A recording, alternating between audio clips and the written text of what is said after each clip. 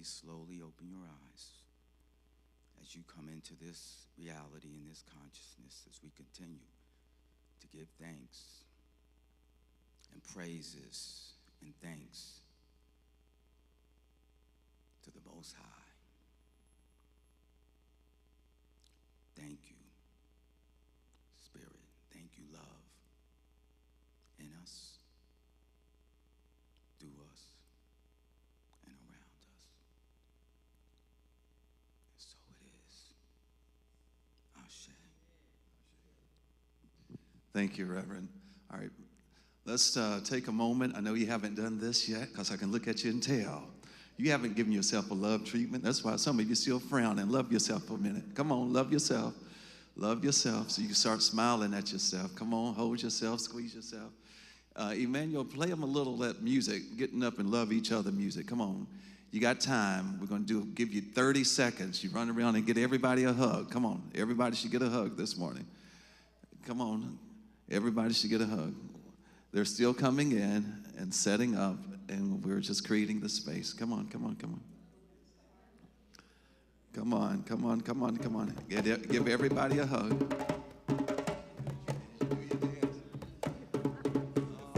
Do your dance, get your hug. Do your dance, give your hug. Do your dance, get your hug. Those of you online, hug somebody, send some hearts out. Love somebody. We're grateful that you're tuned in to our Sankofa Community Fest and Market. We have a lot of information, a lot of wonderful insight to share today. Come on, give a hug, get a hug. Oh, come on, come on.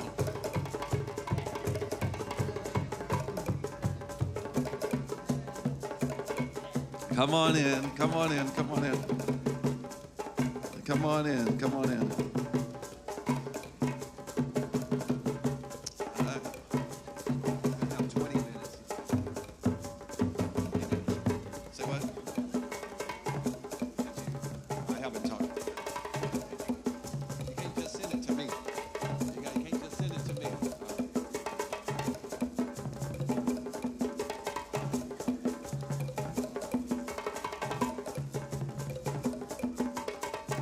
Come on in.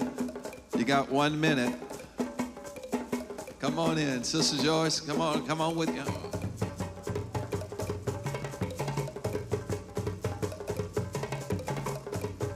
Bless you. Love you. Thank you. Thank you. Come on in. Come on in. Come on in. Come in and dancing, Papa. Love you. Come on in. Move into the beat of the drums. Did everybody get hugs from everybody? No, Papa Kilgore just got here. Everybody got to hug him and Sister Joyce. Give them all a hug. Give them both a hug. Give them both a big hug. Come on.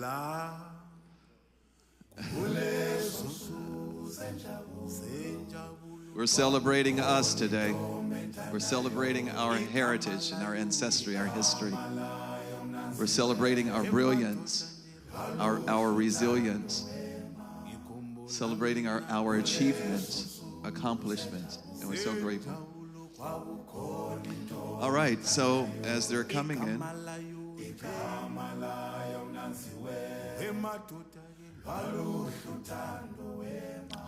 thank you, Emmanuel, Jemiah. Y'all can bring it down. Okay. So as mentioned, we have a lot to cover this morning, a lot that we want to share. But before we move into, you have the daily thought. Can you come and affirm read the daily thought to us? Let's see what the message is today, Reverend Sherry. And then we're going to, Reverend La, and then we're going to talk about the vendors and practitioners. Then we're going to move into what we have to share. Namaskar. Beautiful affirmation. Repeat after me. God knows. God knows. God knows. Your life may not be an open book, but God knows. We try to rush God like we rush ourselves, but God knows. Some things that people say and do can leave us shook, but there is one thing that we should never overlook, and that is that God knows. God can only do for you what you allow Spirit to do through you. God knows our heart and our mind. What we have need of is inside of us. This God knows. I know there will be times when my faith is tested, but God knows me. I may be misinformed, mistaken, misaligned, but God knows my heart. I sing praises and worship until my kingdom comes here on earth. I pray, God, thy will be done. For I know that God knows. Thank you, love. In me, through me, as me, around me, through the Christ within. And so it is. And our scripture comes from Psalm 139:5. From the beginning to the end, thou knowest me, O Lord, for thou hast formed and laid thy hand upon me. And so it is. Ashe. Thank you. All right. Thank you, Reverend Sharon. Reverend Lobb, we have vendors, we have practitioners that will be with us today. So how about if you tell us about the practitioner modalities? We've got just a couple of minutes. And then the vendors who are here, for the benefit of those online, we want to encourage those online to come here, right? Say, come on here to the hill. We got some good stuff. So tell us, can you do it in 2 minutes? Greetings. Oh, you definitely want to come on the hill today. In our wellness village, we have sound healing that's going to be just streaming all day long by professional master sound healers. We have, of course, Reiki, energy. We have tapping, EFT. We have Qigong in the chair. We have a scanner. And so just the energy in the room will assist you. And if you've never experienced any of these modalities, come. We're gifting it to you through Hillside. So come get your healing on today. Thank you. Vendors? All right. Do we have any vendors who are here? In here? Vendor, come on. Just tell us the name of your business and what services you're providing. Okay, come on, vendors. Okay, so I'm doing double time today. I will be assisting doing Reiki healing, but also I sell crystal oils, chakra crystal oils, and my son will be vending with me Quay Mix. You've seen his trail mix probably before. Yay, and that's some great trail mix. That's really good. All right, you're vending your Yes. business? Namaskar and good morning. My name is Sharon Douglas, and my business is Culturally Yours. It represents unique, one-of-a-kind jewelry.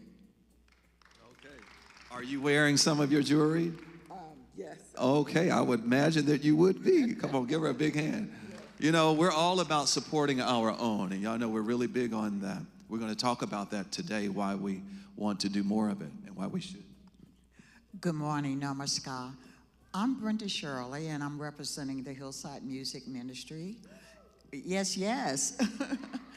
And for the past years, we've been promoting T-shirts with special designs on them. And this is our favorite, Hillside Matters, and we'll be in the area.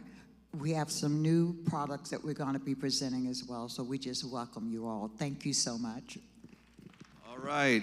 Wonderful shirts by the Hillside Music Ministry. Any other vendors here very quickly? Come quick. If you're a vendor, come. This is your opportunity. Come. You're going to share the name of your businesses, services, and goods that you're providing, okay? Good morning.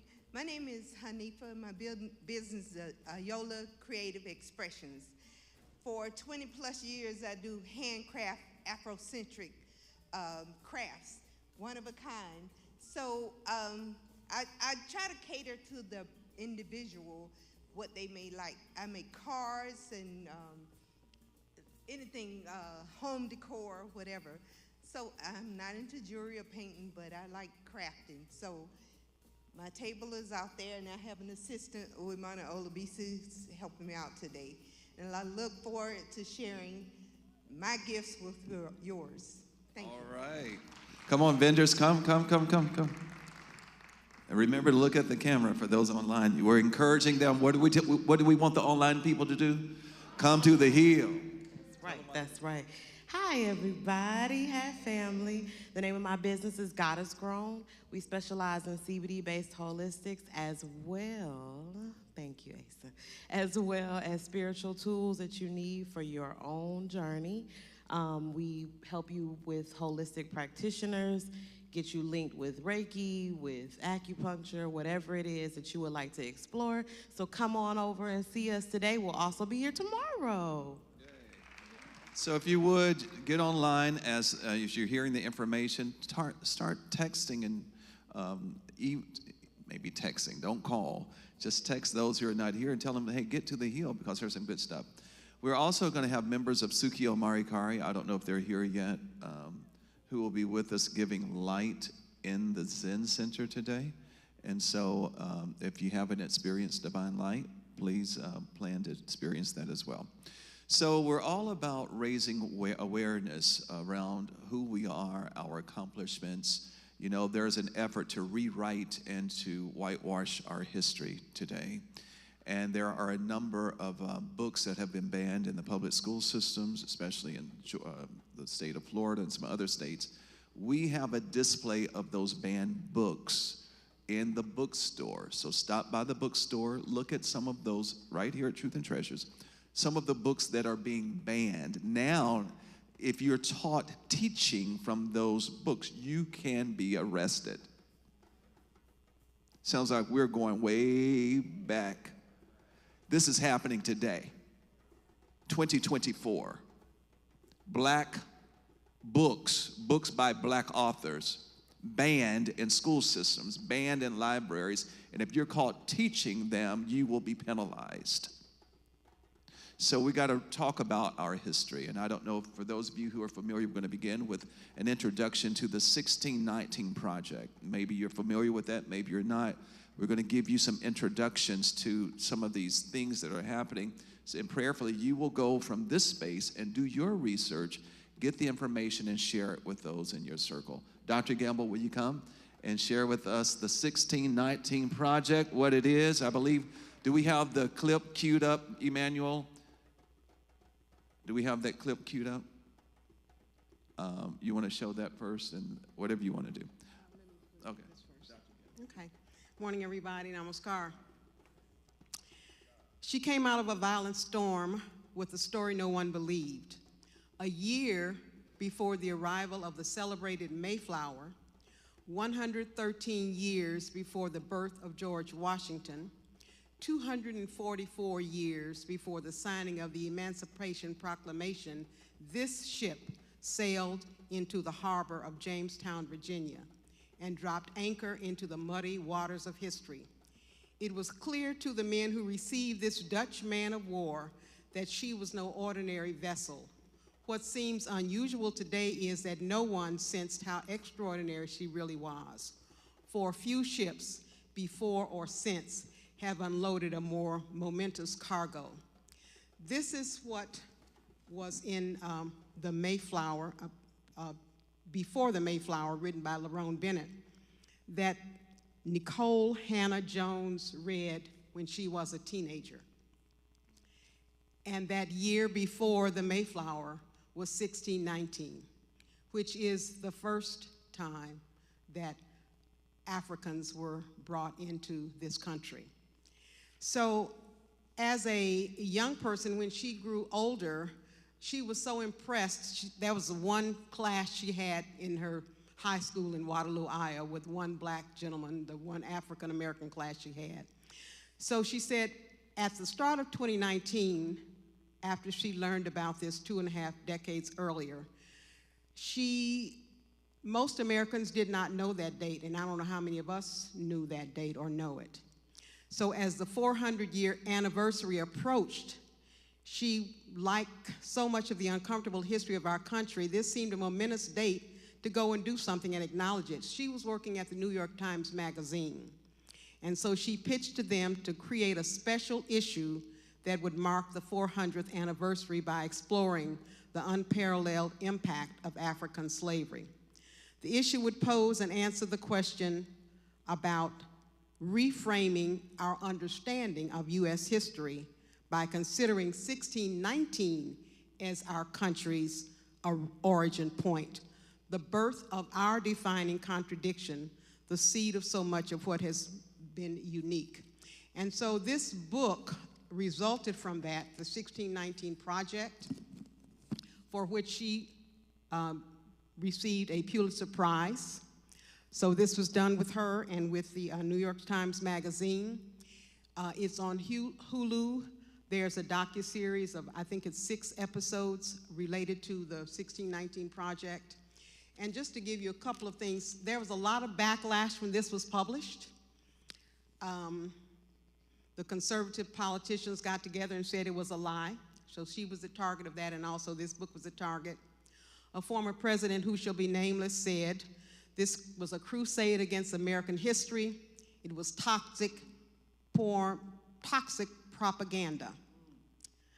As of October 2022, 33 state-level efforts were, and a federal bill, were seeking to restrict educators from teaching the 1619 Project or discussing systemic racism. And of course, we heard about critical race theory, and this was a part of that whole aspect of that. Nevada wanted their teachers to wear body cameras so they could be monitored for not teaching the 1619 Project. In Georgia, Governor Kemp urged the schools to oppose critical race theory. So this particular book has various authors and scholars that have written articles in it, and then it weaves in there the story of African Americans in this country. So if we can see the trailer of 1619 Project. They say our people were born on the water. The very first enslaved Africans were brought here over 400 years ago. Since then, no part of America's story has been untouched by the legacy of slavery. This is the 1619 Project. The New York Times 1619 Project. My father, he always flew a he was patriotic. He was a part of that United States Army. They served their country. But hey, you serve your country, don't mean your country gonna serve you. Fighting for freedom for so long. The truth is, Black Americans have always been Democracy be a fight. Because there's life, we're gonna. The lady that you saw is Nicole. Freedom. If we don't, once we've come, we're going to repeat what he's doing, repeating. But you and so we're setting it as our intention here in this community and within the whole Hillside United, our own whole. Where's Dr. Shonda? This is your time. We have structures and in our community how to address and do it in a very spiritual way that helps us to break through and to come over. And you're going to experience today, those of you who come and be a part of. We're launching a new and healing center. This is our soft launch. You should celebrate that. This is our mental health, our counseling center. We're providing, and as Dr. Shonda, and meet some of the other therapists, is going to come and tell us and talk to us about this how to heal, learning the symptoms, post-traumatic slave. Tell us about it. Hello, everybody. So when I first heard about post-traumatic slave syndrome, I said, what in the world are we talking about slavery in, it was 1990-something at the time. Like, ago, why does it now? The more that I've learned about it, the more that I realize that we really are affected. So I'm gonna ask you something, and you can raise your hand or not, but I just want you to think about these things. Have you ever heard a mother ever seen whipped with a switch. Have you ever come home? Child, that's not your friend. What about you can't trust anyone? What about talk about it? What about how many of you know what the brown paper bag test is? People, and if you're darker than the paper bag, you're not okay. Casted, right? So the last one is, how about children being seen and not heard? Right? What I want you to understand is that every single one of these things that I've said just now are direct consequences of post-traumatic slave syndrome.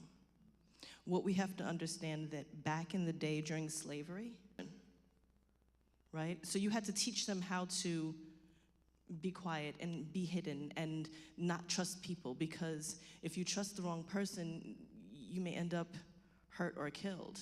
You know, if your child is shining out here, they may be taken and stole away.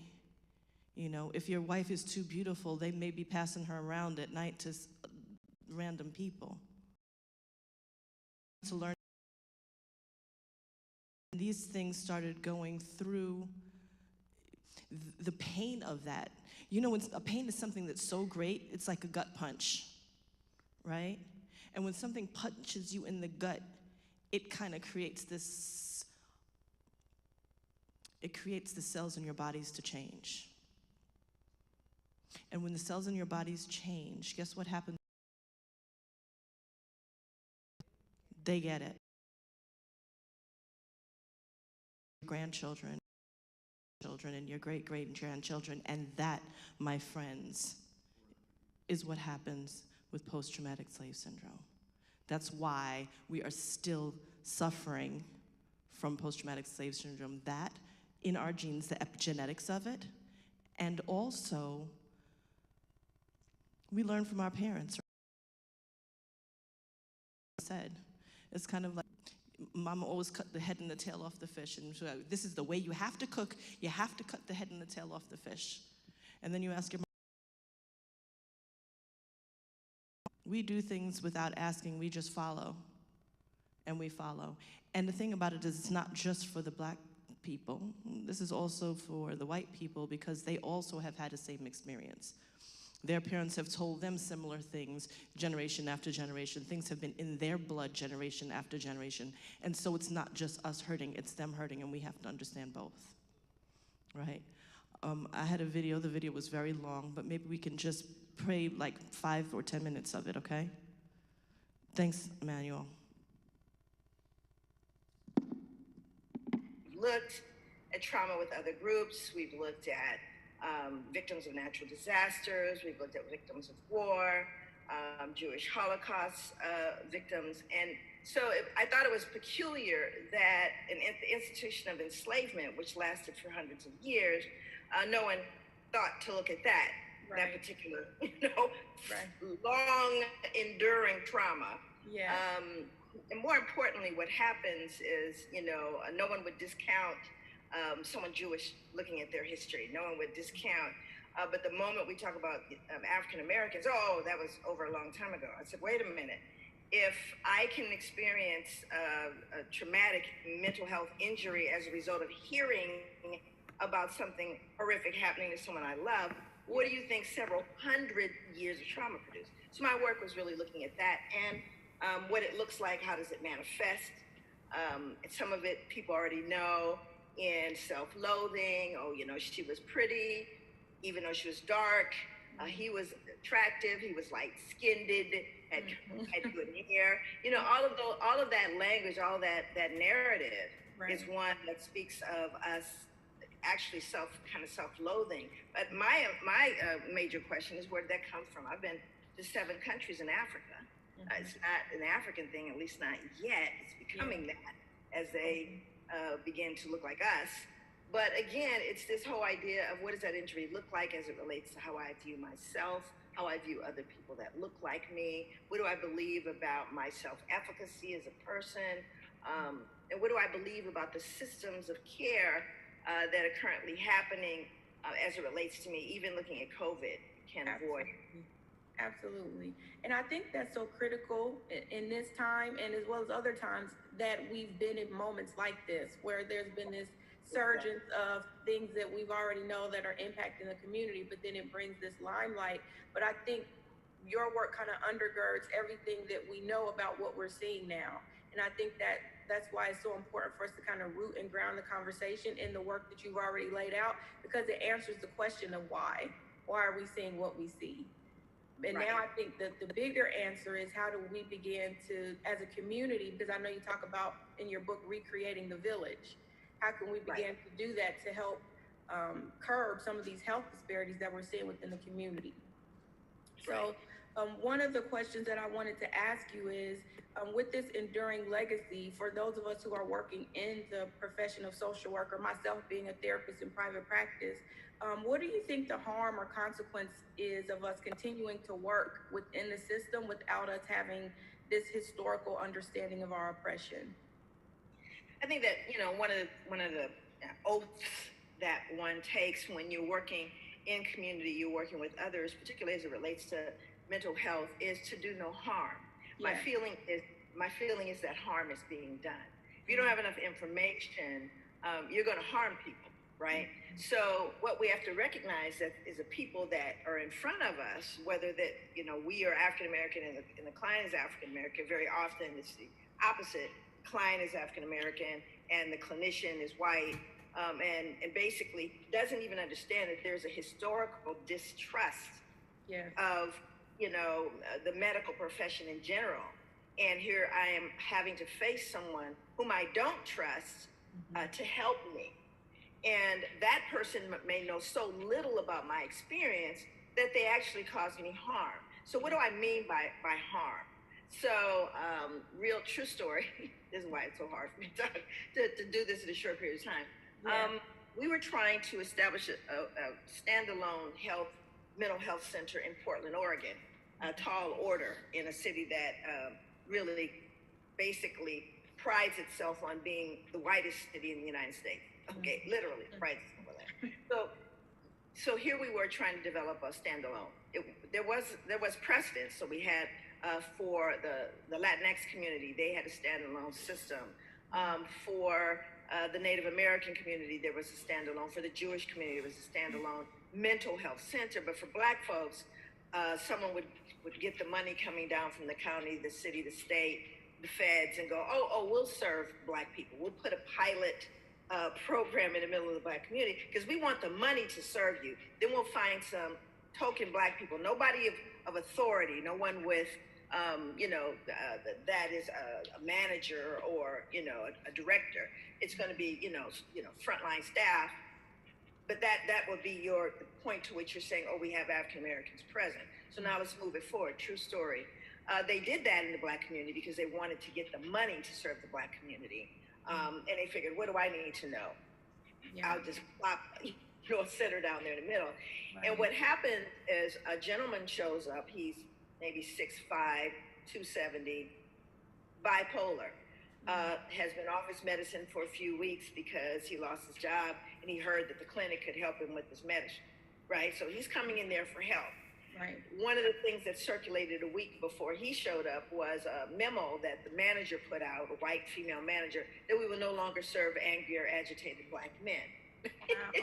So this is a program to serve Black people. So this Black man shows up. Of course, he not a single synapse is firing right for him. But when he walks in the room, who is there sitting before him but Cindy Lou Who from Arkansas with her MSW. Mm-hmm. And she's now at this point when she sees him come in the room, is turning the color of ripened fruit because she's now remembering all the things Daddy told her about men that look like him. So now he shows up 6'5", 270, bipolar, off his medicine for a couple of weeks. Mm. And he, even though he can't pull any of his thinking really fully together, he knows I better not scare that white girl.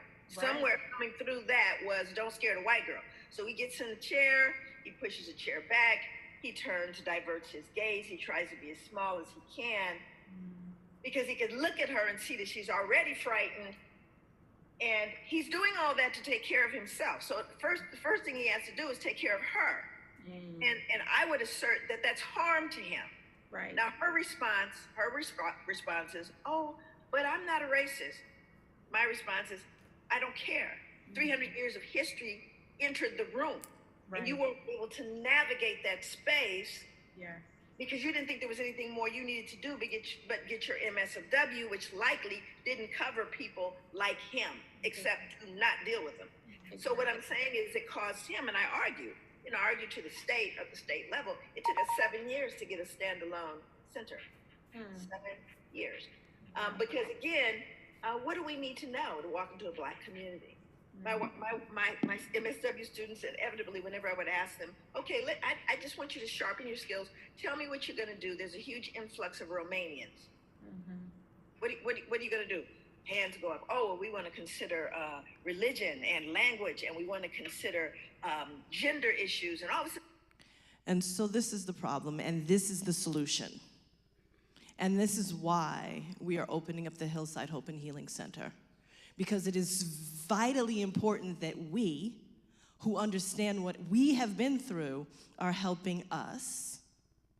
And that's what we're doing. So thank you for the support. Well, we will see you this afternoon at 2:15 when we have our launch.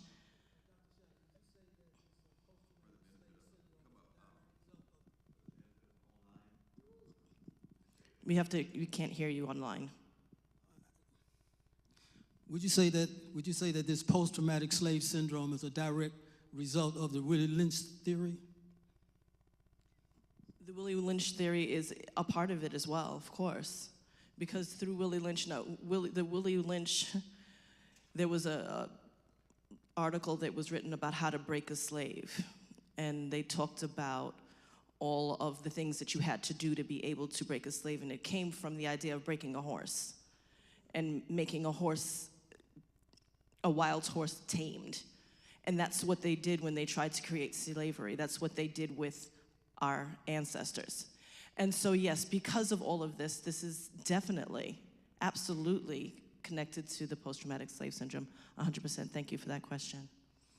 We will be able to be asking more questions, and we'll have a discussion about this coming up in the next couple of weeks. Please look forward for the flyer. Thank you, Bishop. All right. You know, the more we explore this, you'll find that a lot of the teachings in our traditions, the Bible and religion, is still that post-traumatic slave syndrome teachings that has kept our people enslaved and bound. And thank God for truth teachings that we're set free. And so here we are. We have it's a full day. We have more coming. You got an opportunity to go run and get some services, explore the vendors, and all these other things. Be back in here at 11 as you can. Let me tell you what's happening today. I'm telling you, it's a lot of stuff. Food will open at 11 in the King Chapel. That's why you got to come to the Hill. The bookstore opens until 3. Sukio Marikari will be given a light in the Zen Center today. We have at 11 back in here, Faith Bridge Foster Care presentation by Dr. Frederick Zach. Is that you, Dr. Zach? We'll be in here sharing information. We've got to hear what's happening with our children in the state of Georgia, in our communities, and then the opportunities that are before us for those who are interested. But at least come and get the information so that we are informed about ourselves and our own community. So then you'll take a break and come back, and then we have the Roots Revealed genealogy video featured by Hillside members, and then we have drumming, ancestral celebration in here in the sanctuary, and then the soft opening of Hope and Healing Center. You have now 17 minutes. Run and break, and then run back in here. Got it? Give them some run and do it right now, music, Emmanuel, and then hurry up and get back in here. Will y'all do that? And greet somebody as you're headed out and coming back in. Leave your things so you can come back and get your spot. If you leave your things, I know you're coming back. I see you taking all your things with you. Leave some of your things so I know you're coming back. Come on. All right. online, get here. A lot of great information. Sankofa Community Fest and Market here at Hillside, 2450 Cascade Road, Southwest. Even if you happen to tune in online, stay tuned. There's a lot of great things happening, wonderful information, empowering information that's going to help set the mind and the soul of our community, of our nation free, of our people free. Once the mind is free, everything else gets free.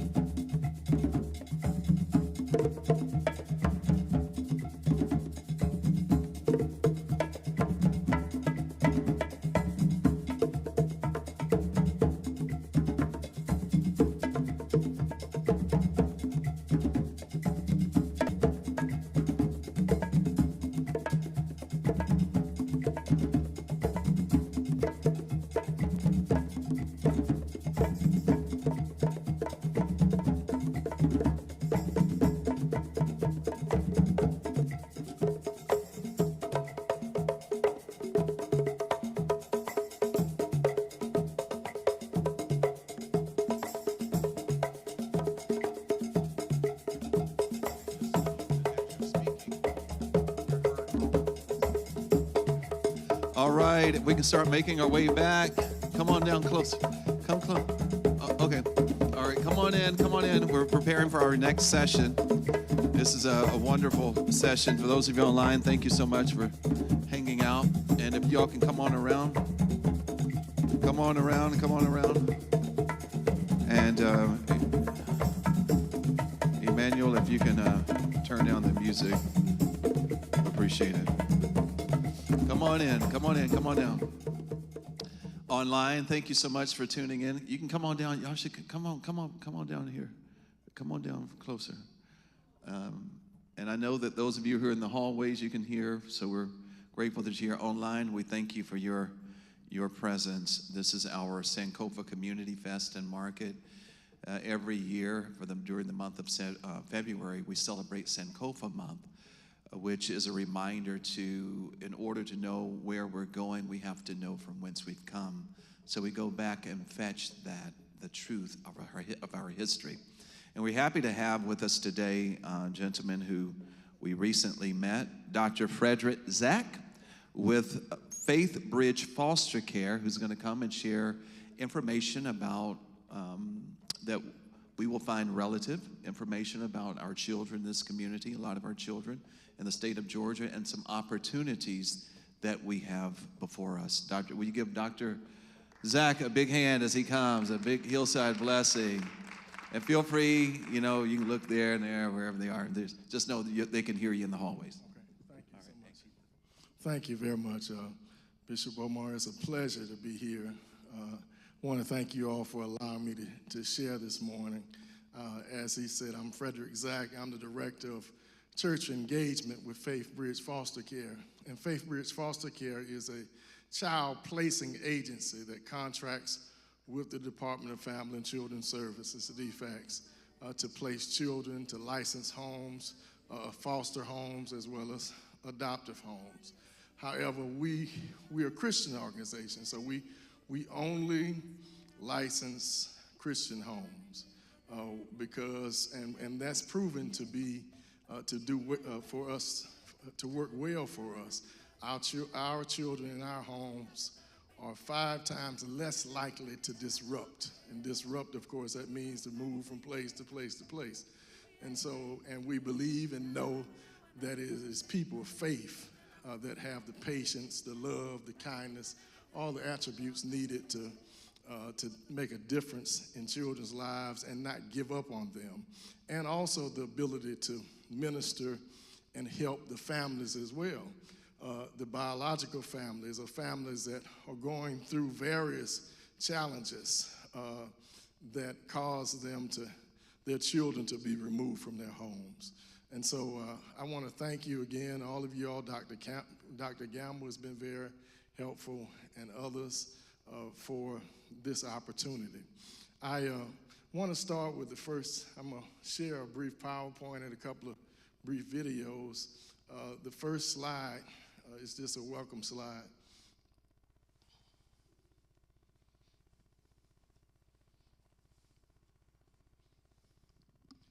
Personally, I've been married for 40 years, and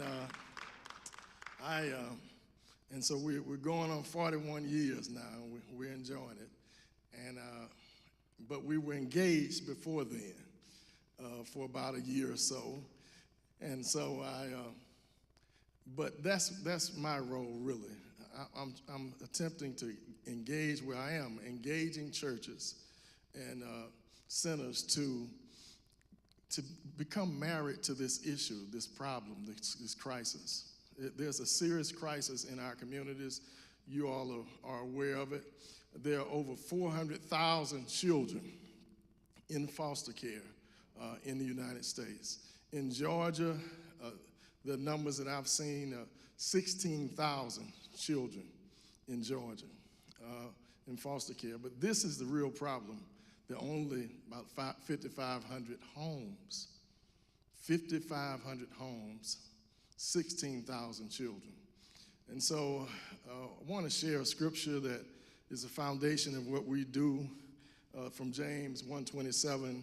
Religion that God our Father accepts is pure and faultless in this: look after orphans and widows in their distress, and keep oneself from being polluted from the world.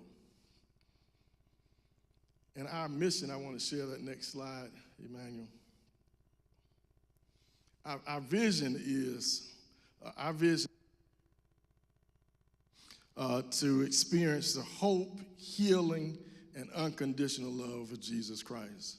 And our mission is to mobilize, organize, and equip local churches to solve their community's foster care crisis. This is a personal issue for me.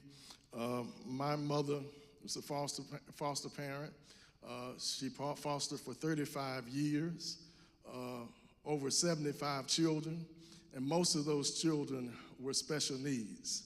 And so, but I watched children come into her home and just to change like a withered flower that you add water to and it just comes back to life.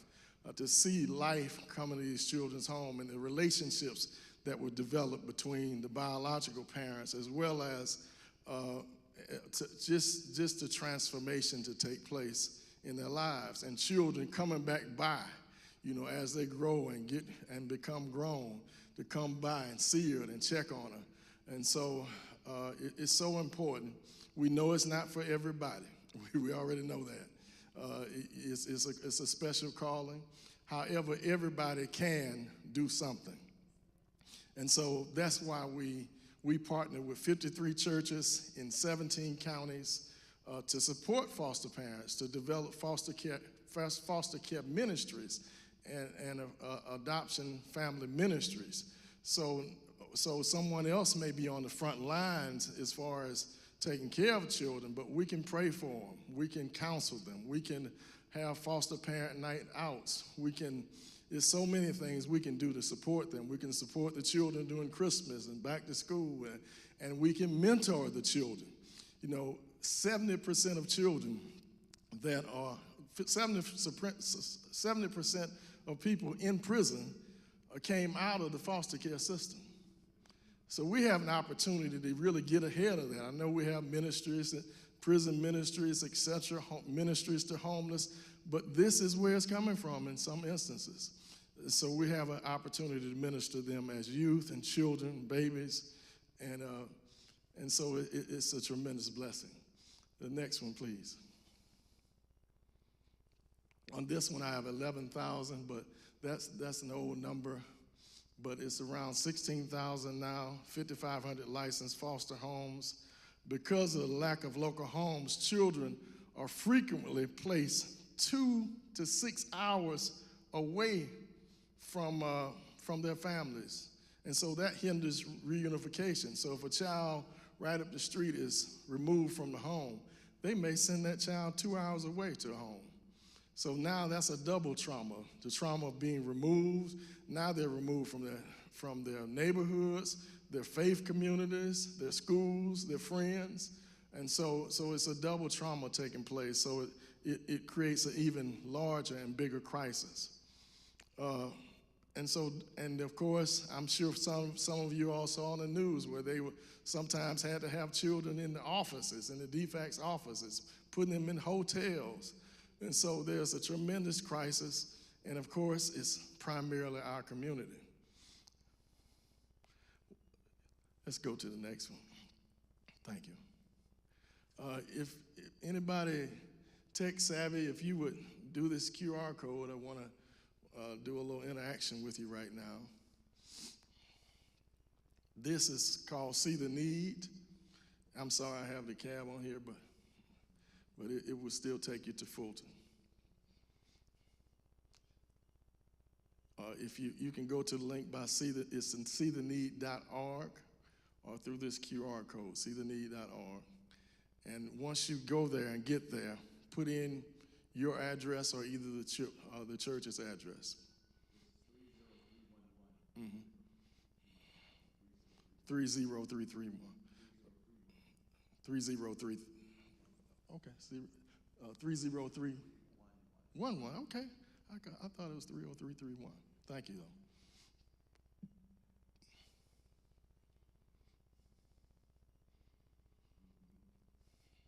So if somebody put their address in, what is it saying? Somebody share what it's saying.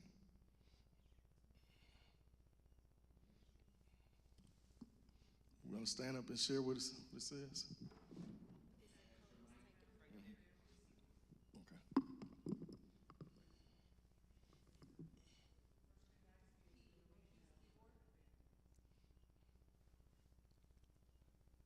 Hold on, I think they're trying to get a microphone so you can be heard online.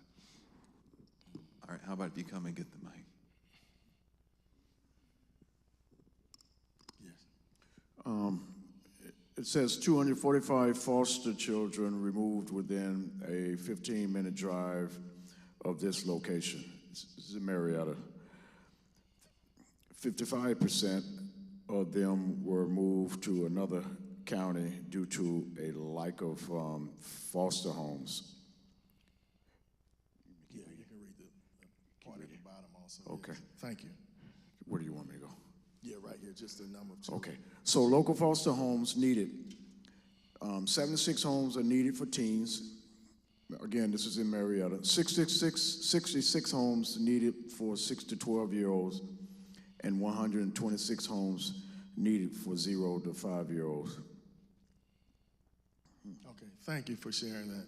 And so, and if you would go to the next slide, of course, you see on your phone where we have this website that connects to DFACS to give real-time information about children immediately in this area. Right now, at the church's address, there are 229 children, foster children that have been removed within a 15-minute drive of this location. 62% of them were moved to another county due to a lack of foster homes, 62% of them. And then you see the need, 96 homes for teens, 72 homes for 6 to 12-year-olds, 117 homes for 0 to 5-year-olds. Now, of course, this information can be a little misleading because I've had people to say, well, man, I'm interested in a 0 to 5-year-old. Well, that's fine, but most 0 to 5-year-olds are part of sibling groups. So they have a sister and a brother.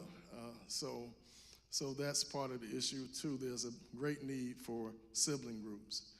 Going back to the biblical foundation of this, it makes me think about Luke's gospel where Jesus encountered this scholar, legal scholar, and he was questioning Jesus, really trying to trip Jesus up about and he asked a question about who is my neighbor.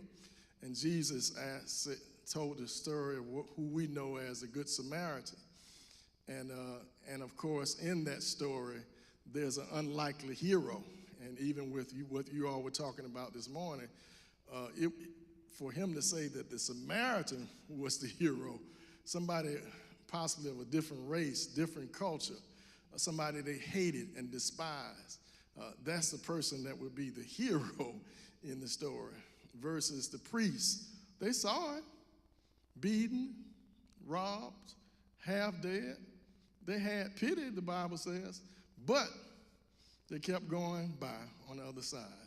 The Levite, the priest, but then the Samaritan, he stopped. He stopped. He saw it, had compassion, and then he stopped. And then so the beauty of that too is that he had some resources. You know, that he had, you know, of course he had the donkey, he had transportation, he had medicine, the wine, he had bandages, he had some first aid skills evidently. And then when he got to the end, he was able to pay for housing, and then he was able to pay for continued health care for the man. So he had some resources. And so I know that Hillside International Truth Center has some resources that God has placed right with you to make a dent, not cure it, not do all of it, but to make a dent in this foster care crisis. And so we're going to look at the next slide, and I'm going to give you some next steps related to how you can get involved or how you can inspire somebody else to get involved, or you may know somebody, or it may be somebody that's already doing fostering but needs the support that we're talking about. So foster parenting is the greatest need, the highest reward, fully trained with a community of care supporting you. Children are in desperate need of the love of Christ. And then respite families are also, it's another option where you just help sometimes, maybe a week at a time. Foster families need breaks. Christmas shopping, date nights, weekends, committed to family for duration of the foster placement, 1 weekend per month. And then the community of care, that's what we call where faith communities support foster and adoptive families through dinners, babysitting, date nights, developing relationships with the biological families, etc. And so that's a part of ways in which you can help. And so last, I want to share that that we have what we call encounter trainings every week virtually to start the process of getting involved. I'm going to share a couple of videos, and then if anybody has any questions, and I may make a couple of more comments after that.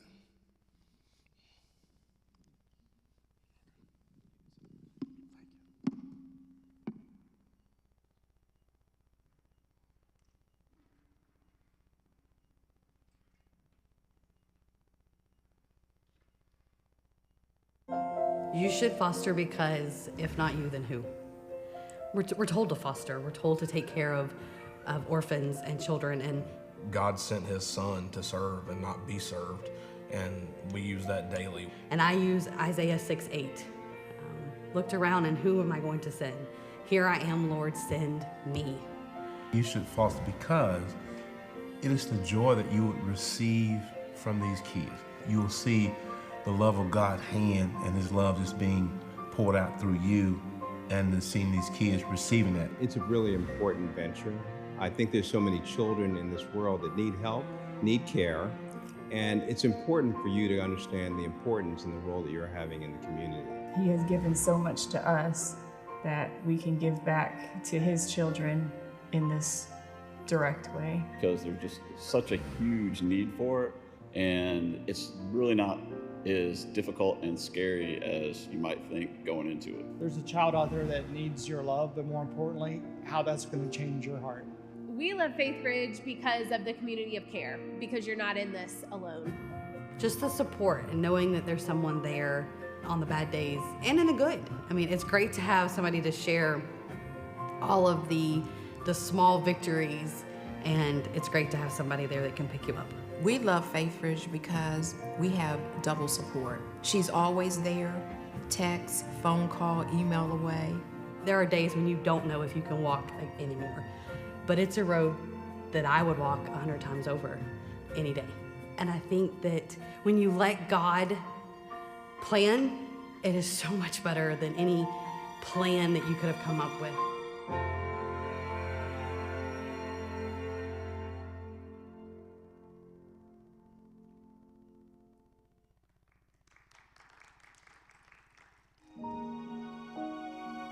Alone. Alone is something we were never meant to be. It's a real feeling for foster children moving from place to place in the system. It's also a very real fear for families considering foster care. Hesitations to fostering usually involve doing something of such significance alone. Faithbridge has envisioned and pioneered foster care as a team sport. We call it a community of care.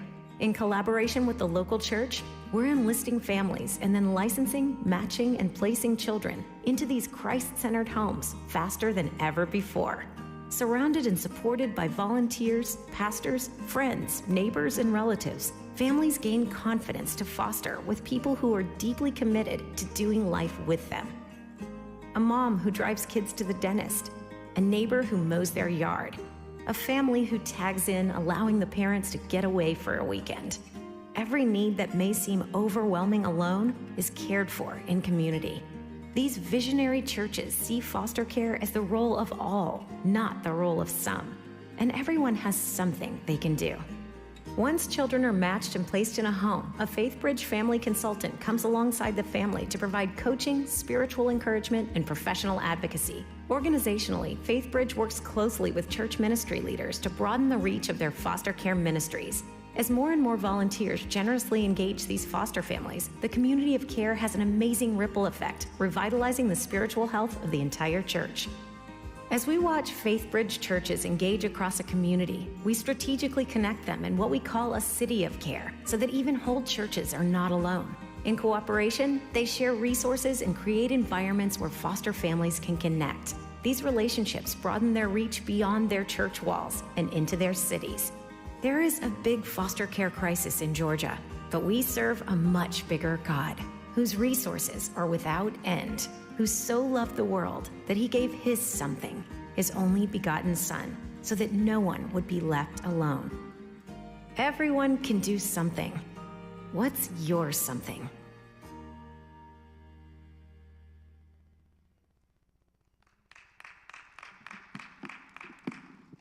Thank you all very much, and I just want to entertain any questions you might have. I do want to say, Bishop mentioned that, of course, the majority of children are children of color. However, you can see from the video that most of our families are white families with Faith Bridge. So again, we're talking about trauma or adjustments culturally, and so there's a great need for persons in our community to step up and make a difference. Yes. Mm-hmm.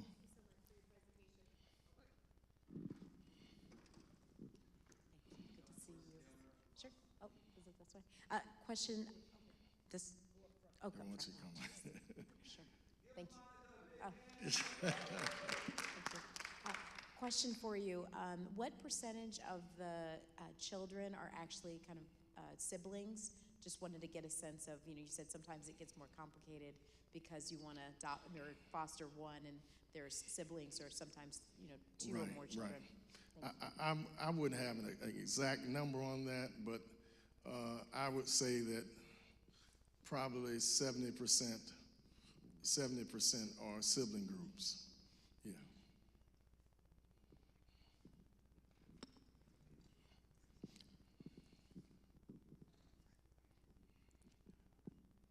I don't have a question. I just want to say I was a foster parent on 2 occasions, 6 months, both occasions. My son, 82, he was born in 1982, and he was adopted. 4 years later, found out his sister, and became a foster parent to my daughter and adopted. As I mentioned, my son was born in 82, my daughter was born in 86. And it's been nothing but a blessing. I wanted to tell the story that it was never a question not to adopt. When I had my son with me, he was, like I said, born in 82. He was 6 months old, and carrying him through the mall, and I felt this wetness on my shoulder. He had drooled down my side of my shirt, and I said to myself, he is not going back, he's going home with me.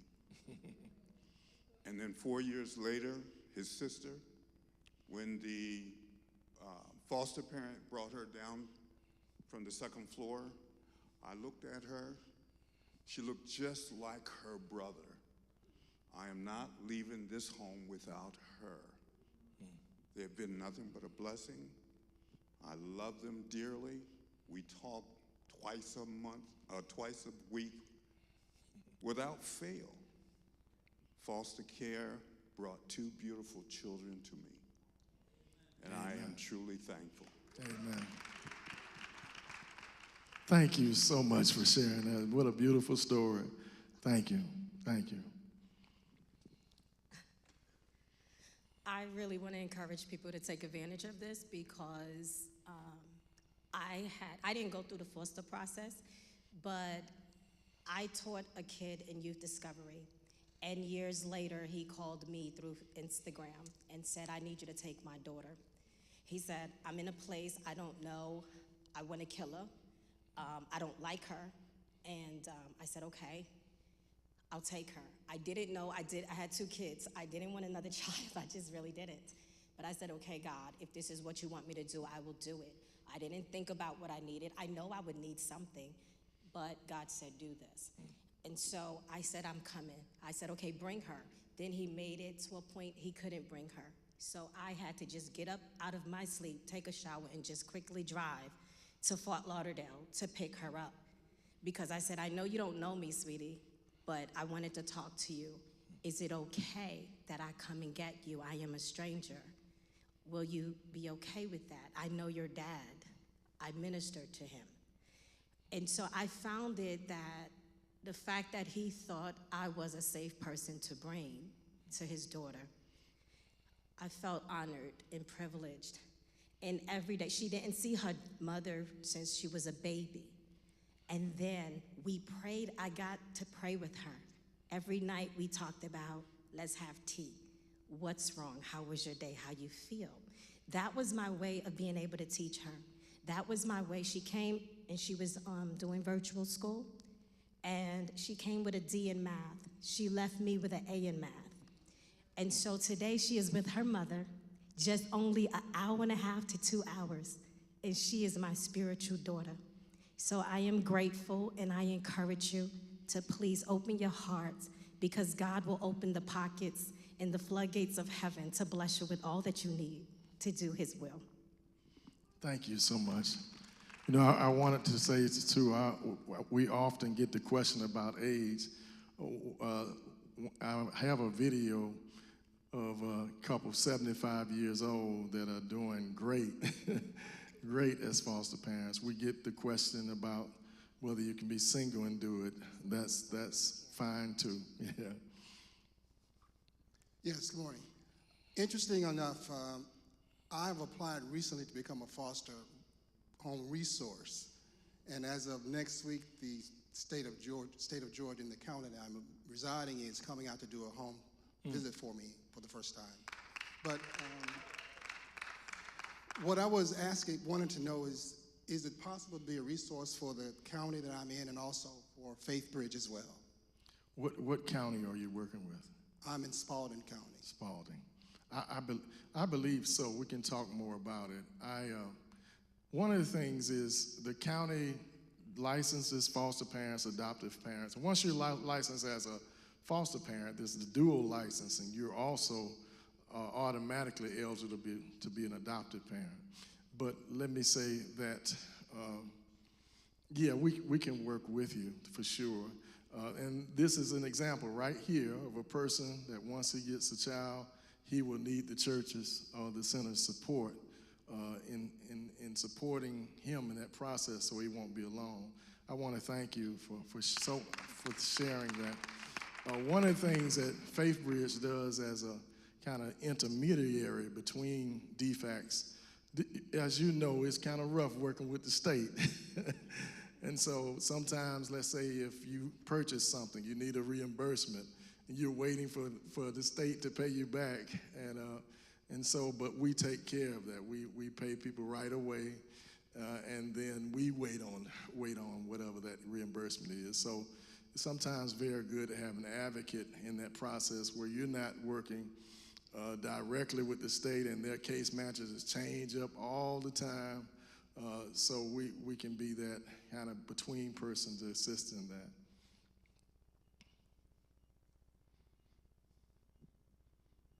Well, I don't see any more hands up, but I do want to just say from my own personal experience. Now, I came from a foster care. I'm sorry. I came from foster care. Praise God, yeah. In New Jersey. Mm-hmm. My mother was a foster mother to over 32 children during her lifetime. She adopted 3 of us, and she had 1 of her own, so you have blended families.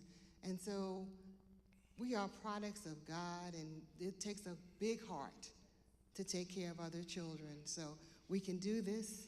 We've always got support here at Hillside for all the things that we do. This is no different. So thank you so much for being here. Thank you thank you so much. Bishop, I really appreciate it again. Thank you so much.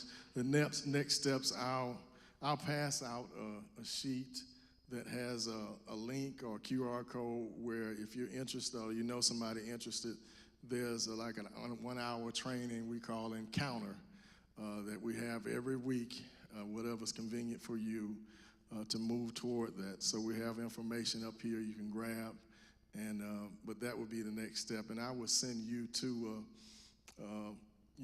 a link where you can create a QR code maybe and send out. Mm.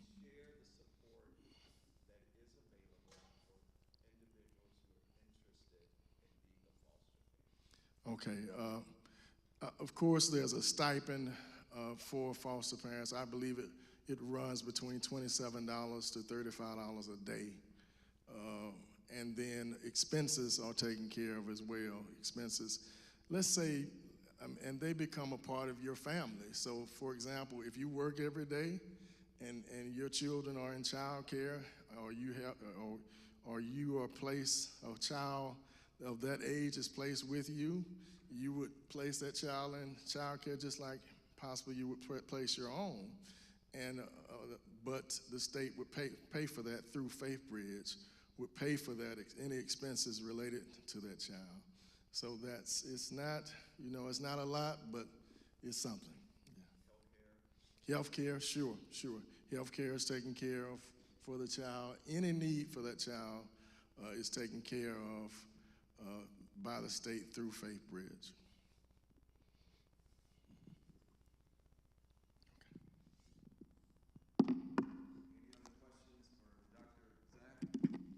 While he's here, any questions? Come on. You gotta come on, get your mic. A question.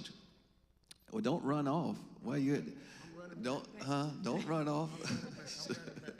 The child mother I was talking about, she's actually doing this foster care. She's been doing it for years. She's been suggesting. I was thinking, is there something where the emergency house, like if something happens at night and you need an emergency home, I would be open to emergency home, not like long-term. Yeah, that would fall under the category of being a respite parent.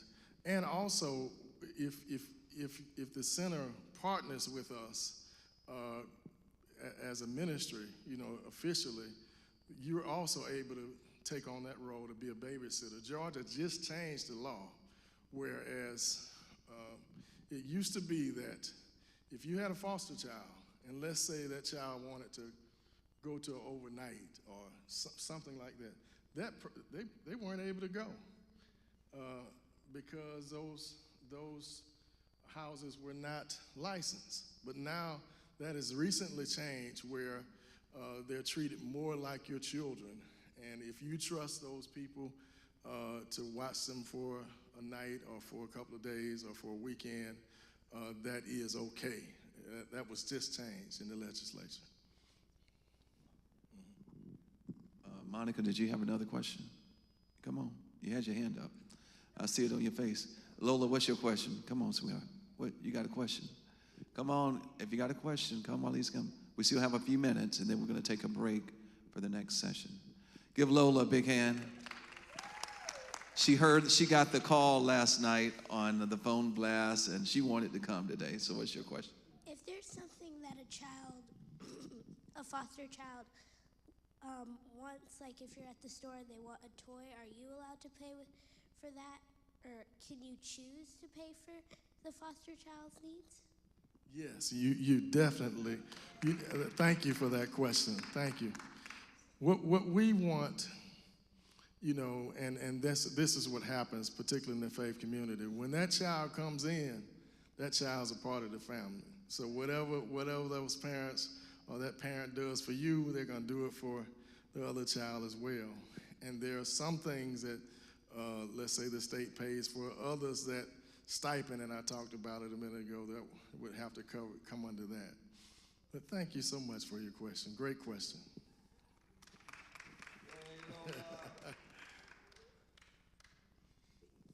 So does Faith Bridge have a counseling center that it is attached to give services to the children?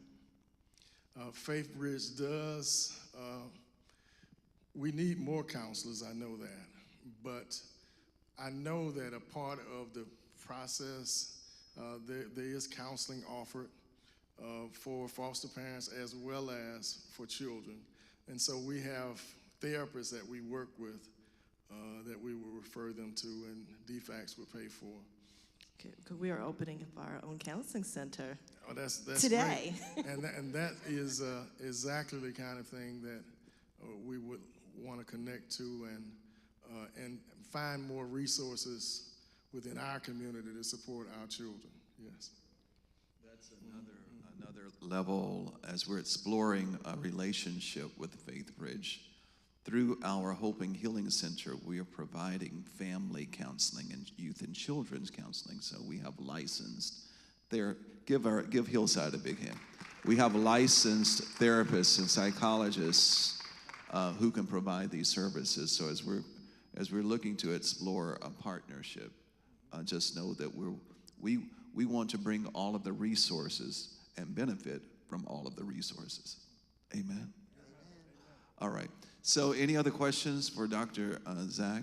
We've heard information about our children and our community, and maybe if that's you, if you're feeling a tug at your heart, Johnny, bless you. We're looking, a part of this conversation, we will be launching a ministry support to support those who are foster parents, providing, thank you, Clyde, for sharing, Brother Clyde, for sharing your story, to provide support as much as we can as a spiritual community for foster parents and at Hillside. I'm actually even considering it myself. You know, Dr. Barbara said, before you have any children, start with a plant. See how you do with the plant and then graduate to a pet. Maybe I should start with the plant. But if you feel a desire, and even online, to explore it, explore the possibility, please see Dr. Zach here and come and get some information and leave your information. Anything else you want to share? Did you have another video you wanted to share? Can you give him a big hand? Thank you. All right, so you have a break until, we were supposed to start at 12:15, but this ended shorter than we thought. You want to keep it at 12:15 or noon? 12:15. We're going to keep it at 12:15. The next session in here is 12:15. Come and sign up, get information, go get some food in the King Chapel, go and receive light in the Zen Center, stop by the Ubuntu Center, support the businesses in there, get your treatments, have some fun, call somebody, tell somebody, get up on this hill. Thank y'all for being here. Will you play some music for them?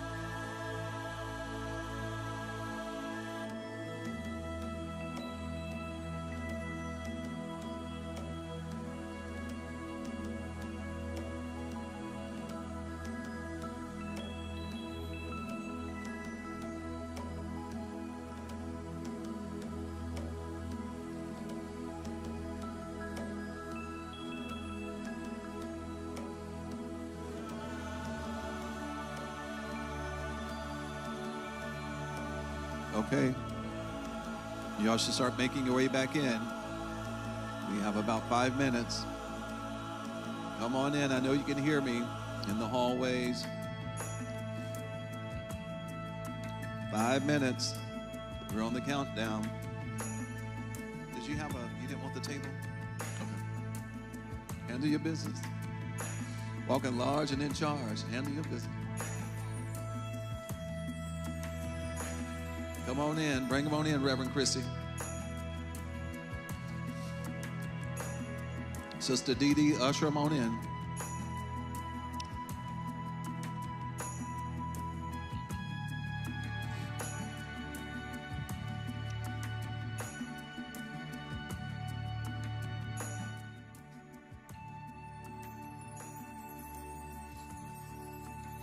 Come on in. Oh, Dr. D is here.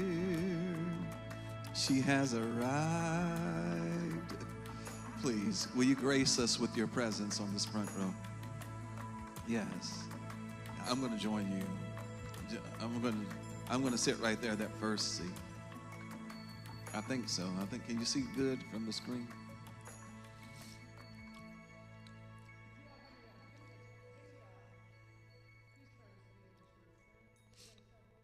They're coming on in. Good. Bring them on in. We have 3 minutes. Come on in. So great to see thank you all so much for coming today to be a part of Sankofa Community Fest and Market 2024. Going back to fetch it. We're fetching the truth of our ancestry, the truth of ourselves, celebrating our achievements and resilience and accomplishments, giving thanks for all of our ancestors, their sacrifices and their service, for our inventors and scientists and physicists and creators and thinkers and prolific writers and teachers and educators and enlightened souls who bless this country and bless this world. And we stand on such great shoulders and big shoulders. We can do mighty, wonderful things. But we must know from whence we've come in order to celebrate where we are and to know where we're going.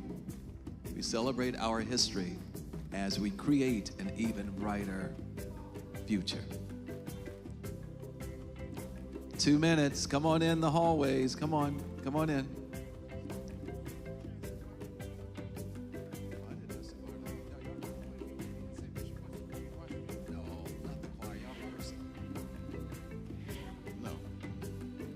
They're just telling everybody in the hallways. Okay.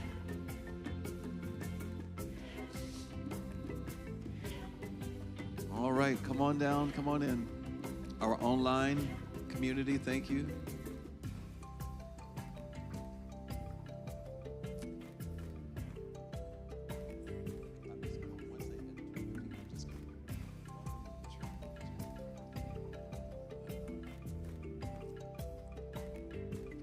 Did you enjoy lunch? Is Daniel fast friendly? Yes.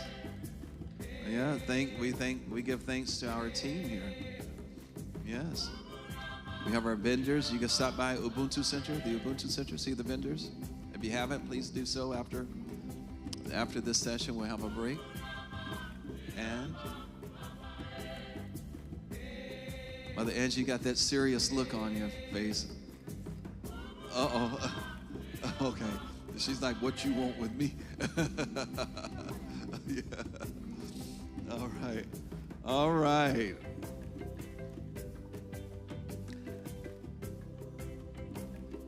Always some good things happening on the hill.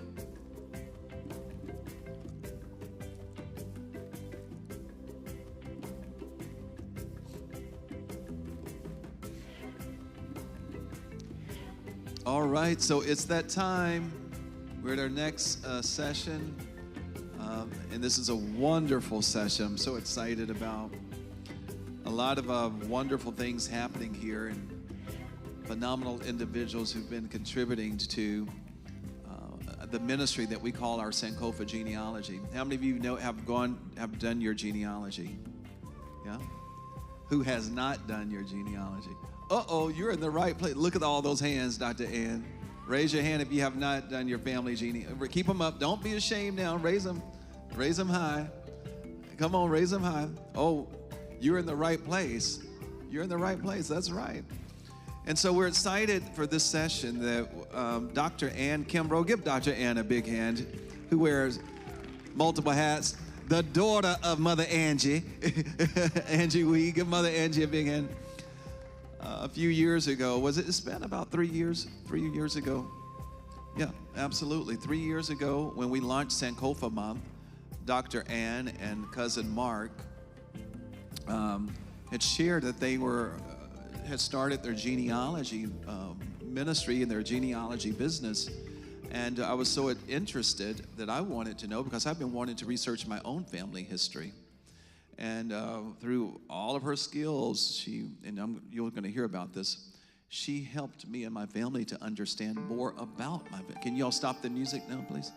And I'm like, we got to share this with the Hillside family. And so what we're going to do after this, at the end of the presentation, we're going to make a big announcement. Say it's a big announcement.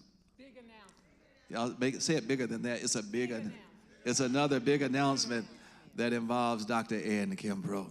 So give her a big hand as she comes and leads us in Roots Revealed, Stories of Genealogical Discovery via the Hillside International Truth Center's members. Dr. Ann. Thank you, Bishop. Bishop Brother, stay right there. Stay right there. So this is Bishop Brother who calls you, and when you're in a conversation, you might as well start working. So during that conversation, I just received a couple of names, and before we finished the conversation, we did locate his father and some other ancestors, just that quickly, so we could continue to go. And so genealogy, and my cousin is online, all of our research, you would think I would know with the media department, I would know to put my microphone up. So very briefly, when the bishop said this morning that he's going to start with a picture and a plant, we have a plant and a frame for you already in there, because Spirit knows everything. Look, so you have your plant and your picture. Next will be a child to adopt in foster care. Hallelujah. So with that, I want to thank you. And I also want to very briefly, before we roll tape, I want to introduce our crew. If crew would wave, LaDon, who has done the post-edit on this, as well as Emmanuel, who shot the video, and Reverend Sharon, who is our techie, shot her own video because she's all that in a bag of chips. I want to say that this began with a long time ago, and I'm glad you looked up, King, with you as a teacher of me here at Hillside 34 or 5 years ago. My very first course was about prosperity with Eric Buttersworth. And it took me 8 chapters to realize it was all about forgiveness, our ancestors, and calling upon them. So I want to say that what you're about to see is a compilation of some of us who are just getting started, those of us who are a little bit along the way, some of us who are further along, and then you're going to see at the end of our presentation a capture of a person who went from foster care, I don't care about anything genealogy, to a full family history. And you get a little bit of Bishop Jack. Our goal is to sit down with you and do more of capturing. And Bishop Jack said at the end of this, we'll have a big announcement. So I love to say this, roll tape.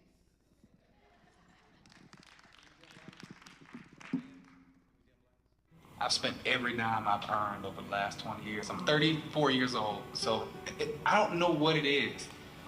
No, it's another vibration. Yeah, we were going everything is drawn to to do it. that first, but we're now going to go right to the video. We were going to do that for our intro. You know, when you go to the movies, you have popcorn and candy, and you have some trailers. We're going to go right to video.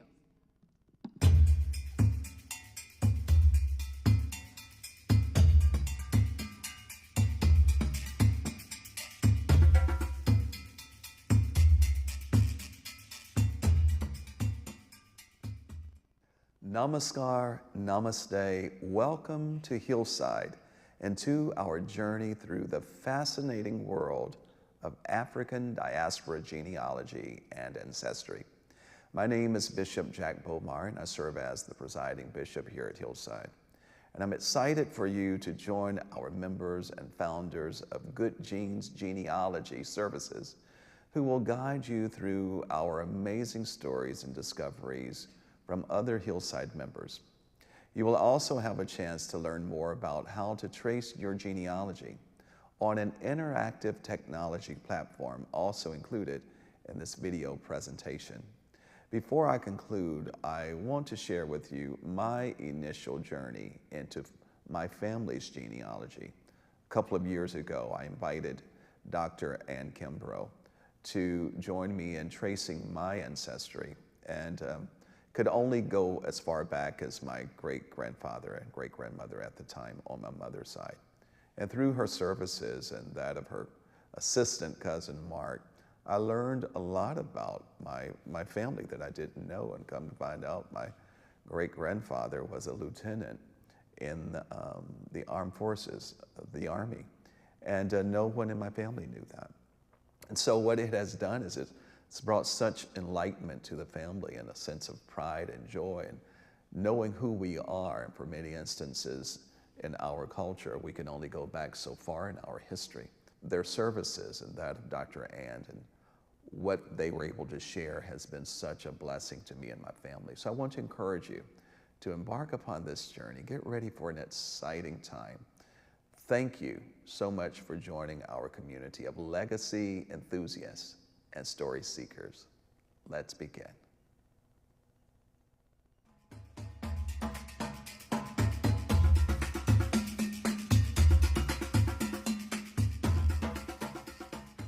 From the time I was a child was that I realized I never met any of my grandparents, and I knew only my father because my mother was an only child. He had 3 other brothers. Those were the only relatives I knew. And I just thought, wow, I know there are other ancestors, and I never really knew who they were.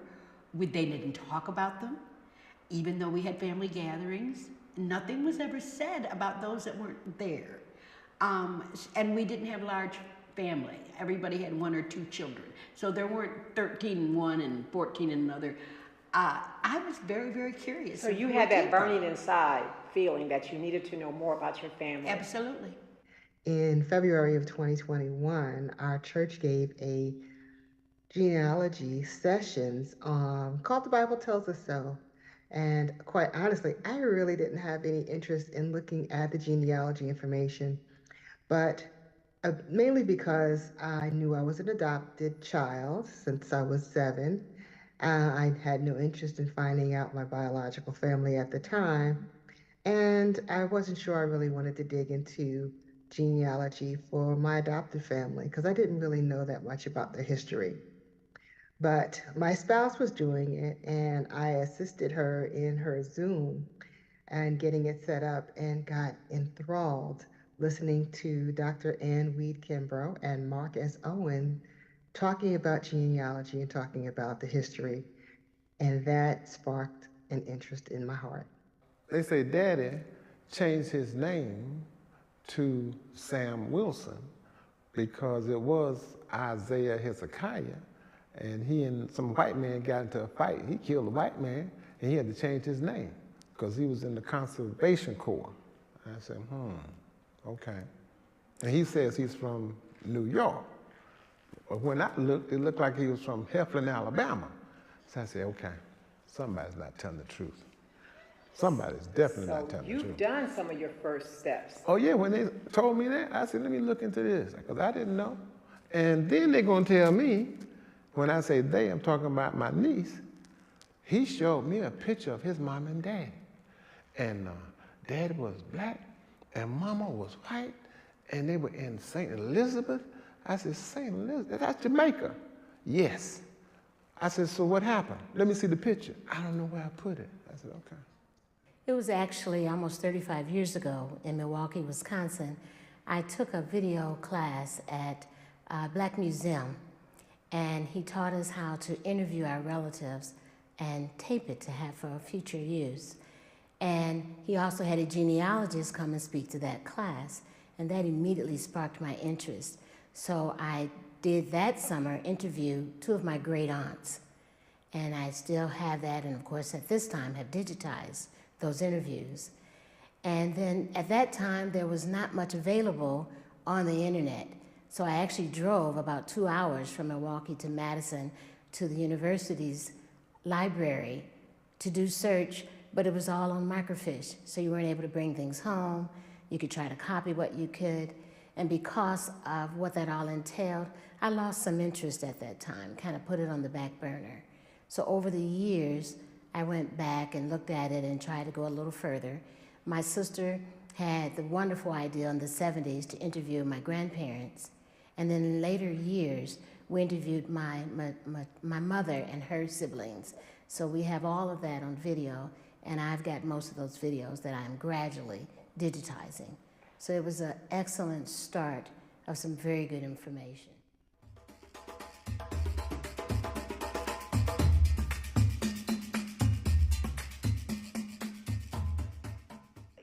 Talking with the members that were still there. We had so few because it was a small family. Mom was an only child. Her father, of course, lived with us. I was curious about Dad's side because only thing I knew was that his father, he came from Culpeper, Virginia. And why they settled in a little one-horse town called Leroy, New York, I'll never know. And I always fought him because he had 4 girls that, at least this one, thought they should be in Hollywood. So he had to live with that nonsense. Were you among those 4 girls? I was one of his 4 and girls. Who was that one to be in Hollywood, for the record? Well, this little one-horse farm he had us on, I was not happy with. And the thing of it is, and I wouldn't trade it for all the world now, losing Dad at 17, because that's how old I was when he passed. I was so disappointed because there have been years afterwards, just millions of questions that I wish I had asked him, that I didn't. But I had my mom till 88, and every year that I'd visit her, it was about take the recorder and listen to your mother, because Mom didn't talk. She was a very quiet Indian, and so it was very hard for her. She never said anything about how she grew up. She never once mentioned what it was like in her day. She just never talked about that. So she really actually went to her grave with all of those secrets. So I wanted to find out more about who and what I am.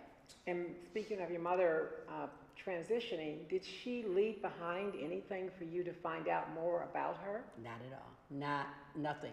And that's why I said I'm going to have to do my own investigation.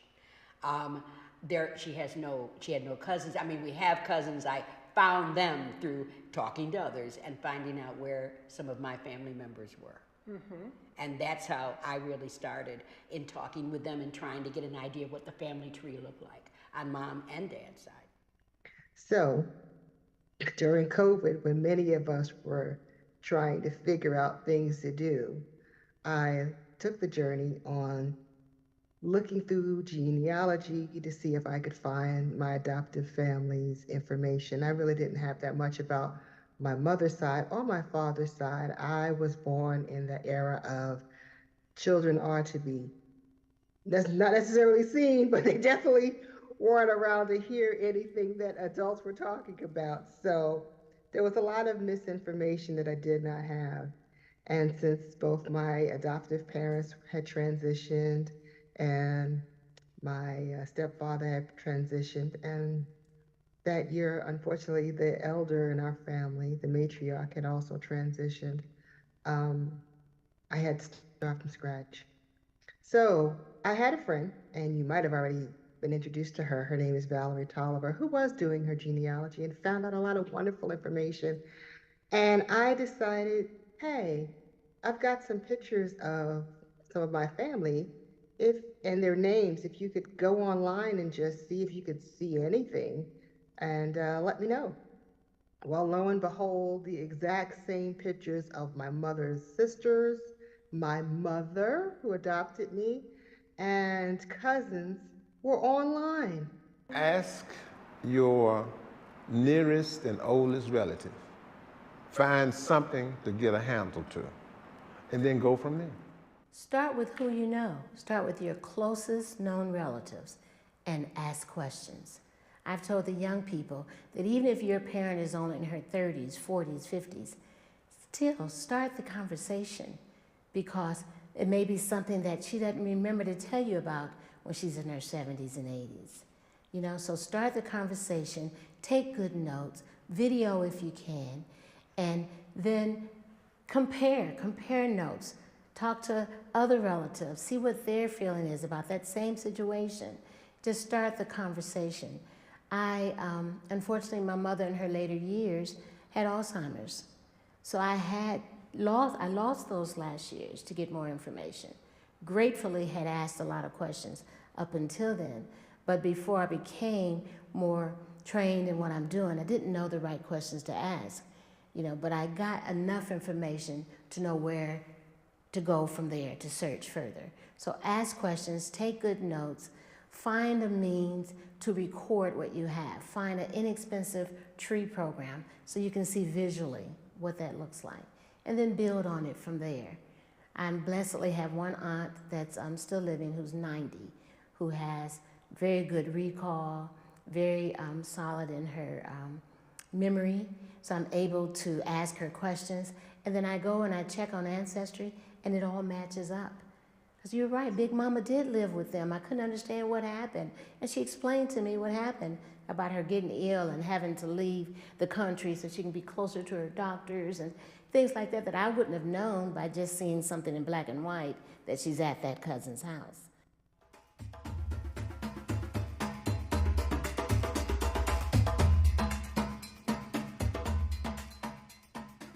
Well, what I did, excuse me, when I moved here from Wisconsin, I did join Ancestry, and I went forth and did the DNA test.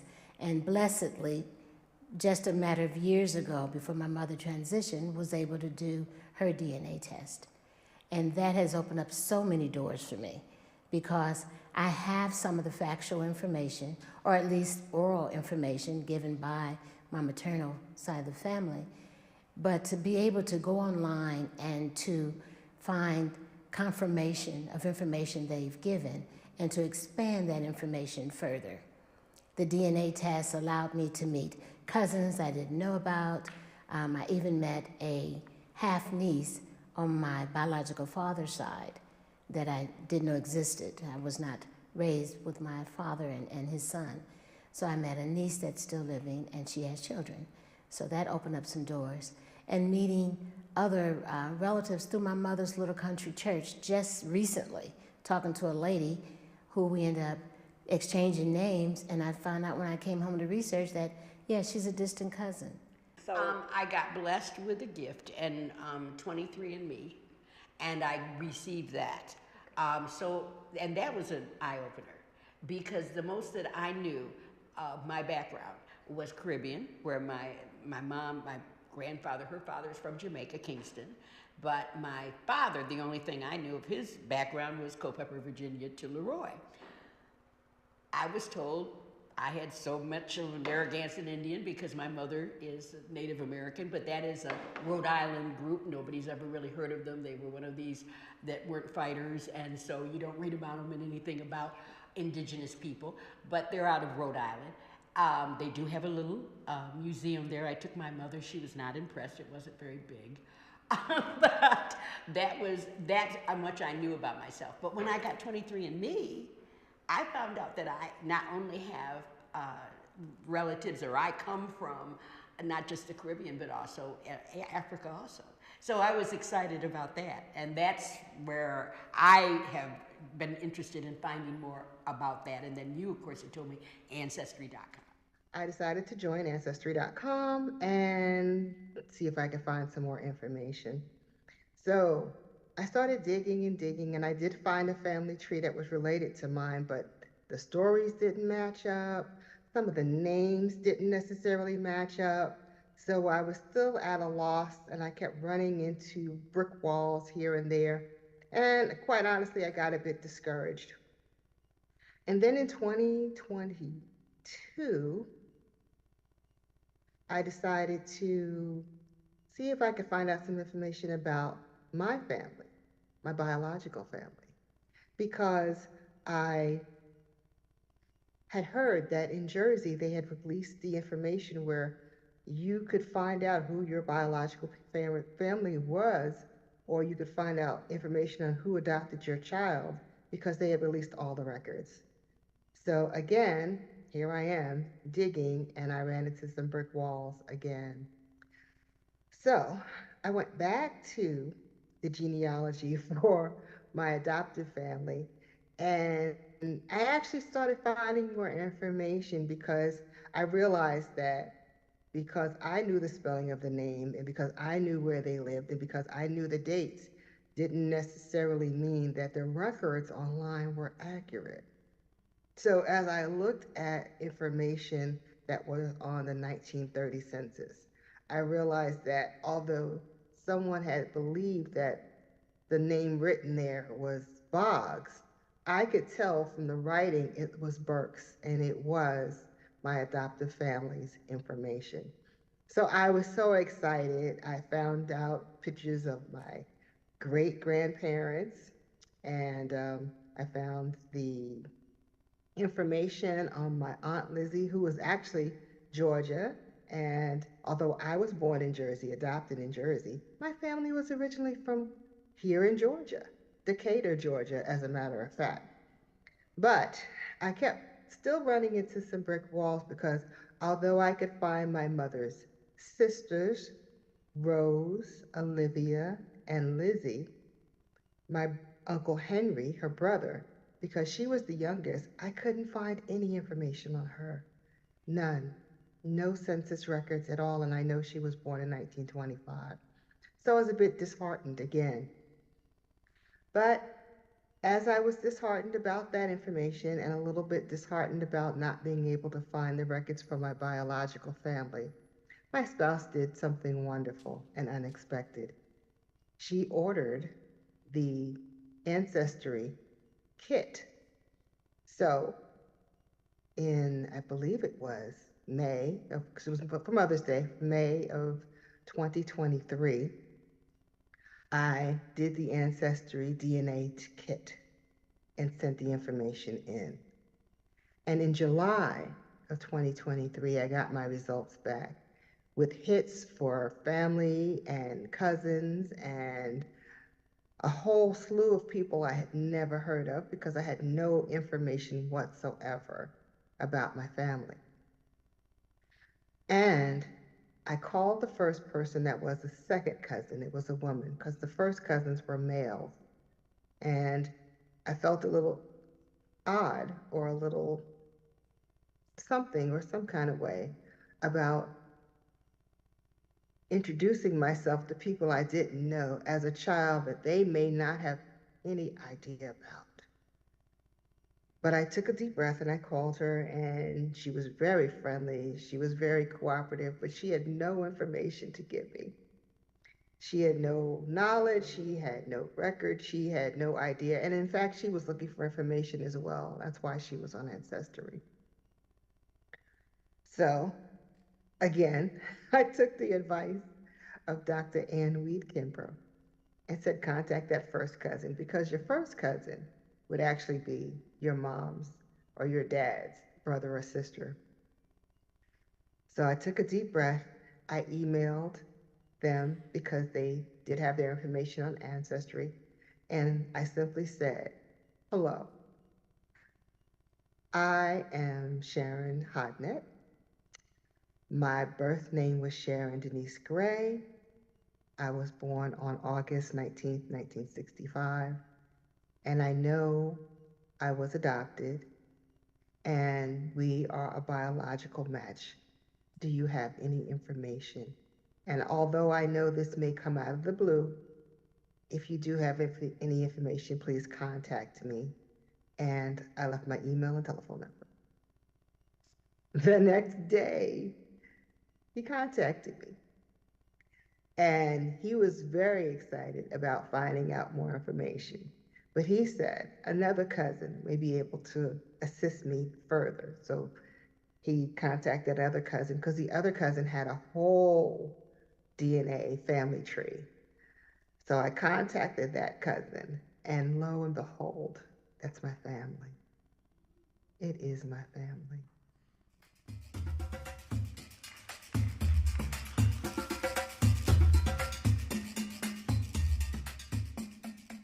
I did not realize, I knew Dad's fathers came from Culpeper, Virginia. I didn't know that my father graduated from Leroy High School. And when you brought me that picture, to see Dad again was one of the most wonderful moments, just to see his name and to see that face, because it's been so many years. And his accomplishments. And everything that he had done. But he was a man ahead of his time anyway. I knew that. But it was just that I knew Dad for such a short length of time, and I was just 17 when it all ended. So it was wonderful to have that moment of seeing Dad again. I'll tell you that one of my favorite times, finding your father, as based on the information you gave me, but the wedding.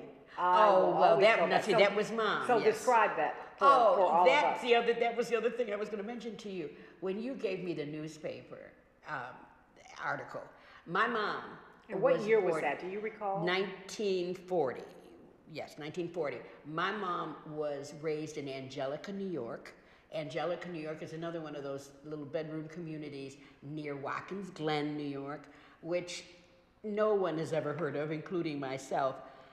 But to see in their newspaper in 1940, my mother's wedding, getting that kind of acclaim, what she wore, what the flowers were, that was just fantastic, and I was so excited when I got that. Before I get to the enslavers, what I'd like to mention also is I have an adopted daughter, and lo and behold, she may be a distant cousin that I have found through another DNA match who also matches her. So you never know what you're going to run across.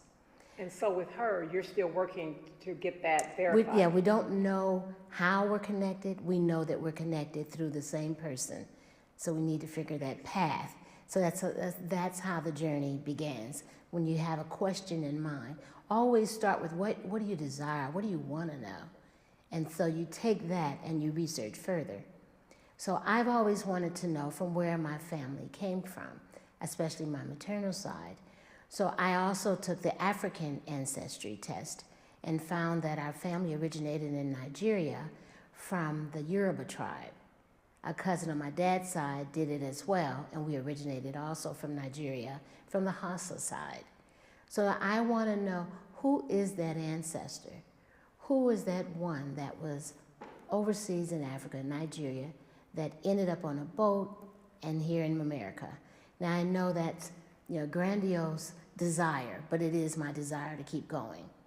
So what I did was I was blessedly able to find a couple of my relatives, my ancestors, who served in the United States Colored Troops in the Civil War.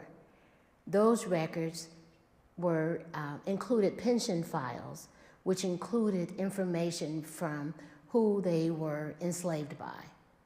That information got me to that enslaver and his records to show who he purchased this ancestor from. From that record, I was able to see that that last name, Shields, was also in my match list. There's a match list of other people who are related to you, normally a large list of cousins. So there's a 4th to 6th cousin with that last name, and we're related by blood. So I researched that backwards, back to his tree, connecting to what I had found. And yes, lo and behold, there was a match. I think it's his 5th great-grandfather, is actually my 3rd great-grandfather, because he not only enslaved my ancestor, which was my 2nd great-grandfather, he fathered him. He is the biological father of my 2nd great-grandfather, who was enslaved in his home. And of course, that would also mean that his mother had been enslaved in that home. Unfortunately, I have no further information on her as of yet, but that is the journey that I'm on now. And you're still looking, you've been looking for the mother for a long time. Yes, it takes a long time. That's what people have to be very patient with your research. That you're not going to find it immediately. You have to be committed. If it's something you desire, you have to maintain your commitment and continue to search and find other avenues. When I contacted that cousin, that extended cousin, he was not even aware. In fact, his comment was, No, my ancestors weren't enslavers. And I said, well, did you read the will? He said, yes, I've read the will. And I said, well, did you go to page 6, the third paragraph down, underneath the cattle? It is listed 3 Negroes, and they're listed by name, Allerton, Peggy, and Ben. Ben is my great-great-grandfather. And he actually eventually apologized. He had not searched it that thoroughly. But one thing as a black researcher that we know is when we go to the wills, we have to go past all what the enslaver finds really valuable. And that's every good in his house, from plates to chairs to bedroom furniture, till we get to the animals. And we are always below the animals, because although he sees us as a monetary value, we're not as valuable as his animals. Nobody knows the truth. The stories are flying around. But this happened, that happened. I said, no, it's got to make sense. If it doesn't make sense, it's got to be a lie. That's what I feel. And then Mama, they say she was given away on the plantation to the lady that we thought, or that we called Grandmama. And then found out later, her mama was down the street around the corner from where we lived in Augusta. And for the longest time, I didn't know who that lady was until the lady we called Grandmama said, that's her mama. She gave sister away when we were on the plantation because she was busy living and she didn't have time for no baby. I said, but wait a minute. Wait, hold up. Slow down. You all, yeah, we were in the cabin. And Honey had to leave, and she didn't have time to take care of no baby. So I told her I'd take her. I said, okay. So I left that alone. I said, that's kind of deep. I found out my mother's name, my father's name, both of which who transitioned, but I'm here and I'm so happy to know the information. I went from being an adoptive daughter, one of 4, youngest of 4, to being the biological oldest of 4. 4s.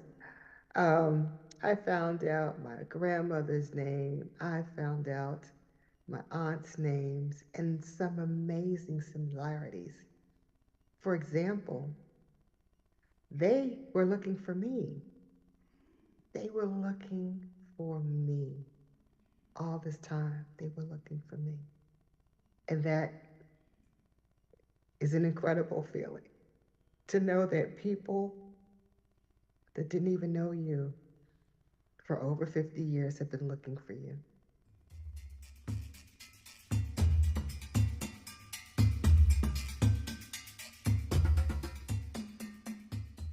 I spoke to my cousins and they gave me the number from my aunt.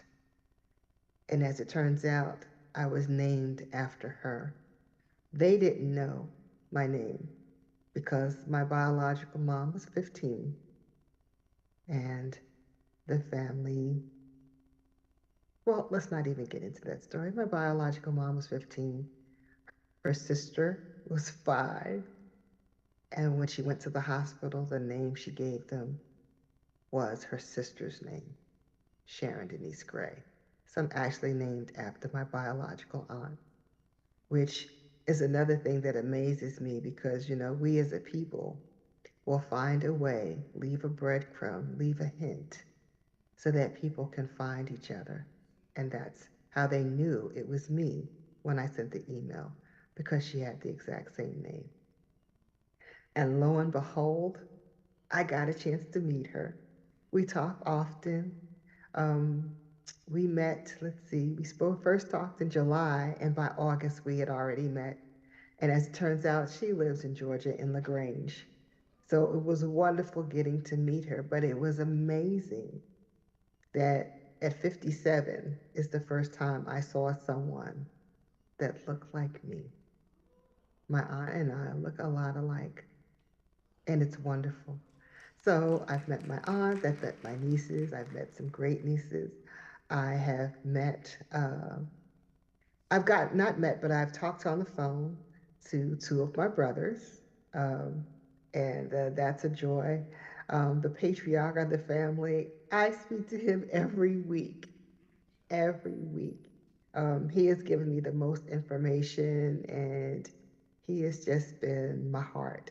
So I get a chance to speak with him and laugh with him, share things with him. I even got to share a sermon that I did, and it was just an amazing feeling having someone who just met me, who tells me every time we speak he loves me, how proud he is of me. To me, the meditation, just learning to embrace who I am internally brings out all of that and wants it to come out because that's who I am. So that energy is constantly whirling, and I want to get it to the highest vibration.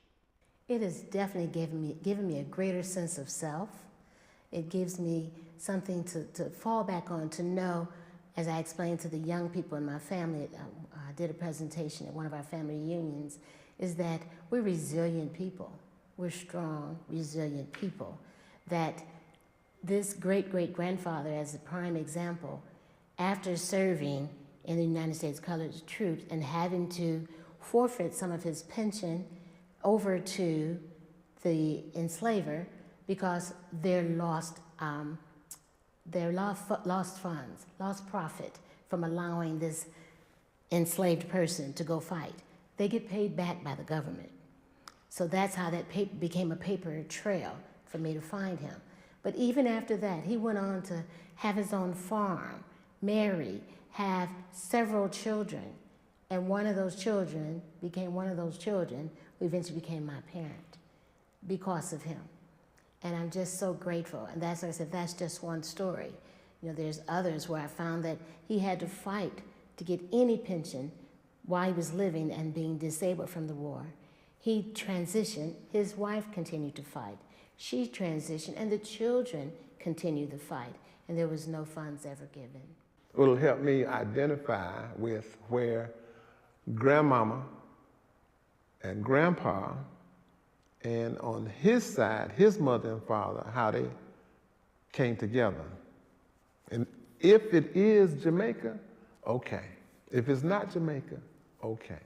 But I know I have an affinity for Jamaican food and the reggae music and all. I know that's probably, and Bob Marley, you know, that's, oh my goodness. I just gravitate toward that.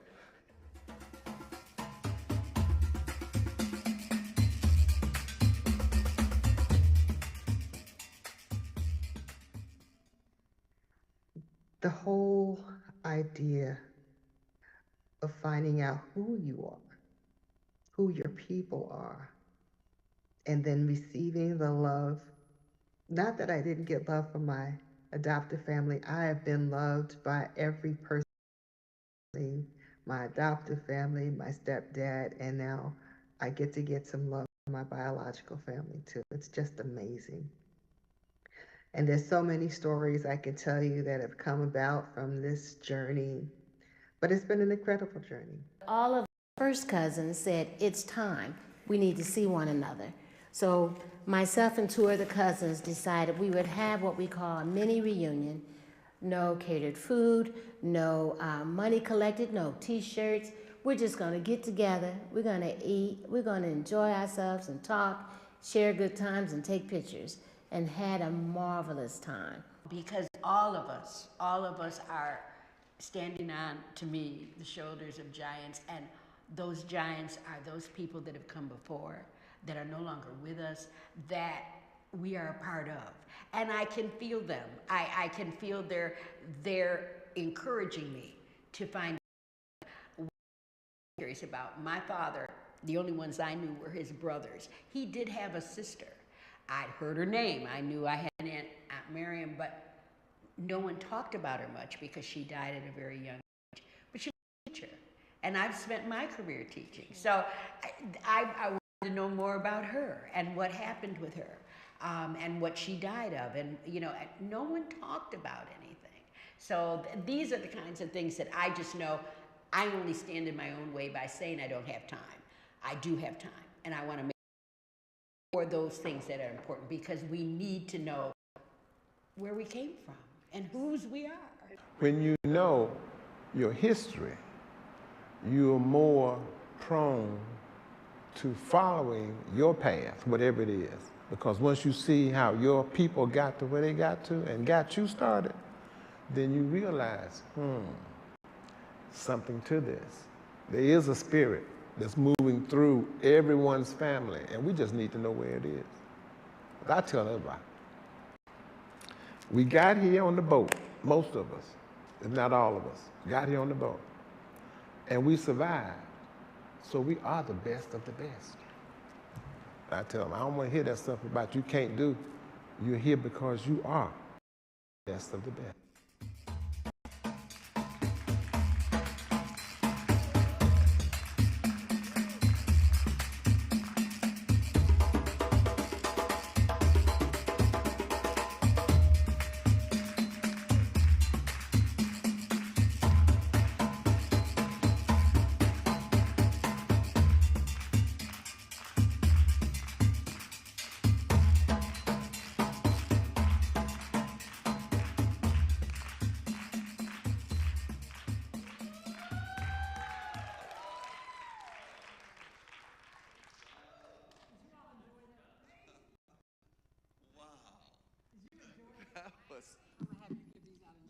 Oh, really? Am I supposed to say something?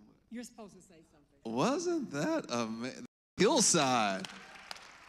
I'm like, that's on TV. Come on, let's see that there. We need it everywhere, right? This was just a sample of what we have here at Hillside, what we're able to do. Emmanuel, show your red jacket face. Emmanuel shot the video.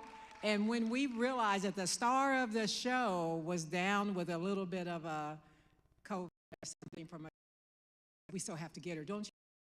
To get Reverend Sharon. Now, a big story is going to be the brother's story.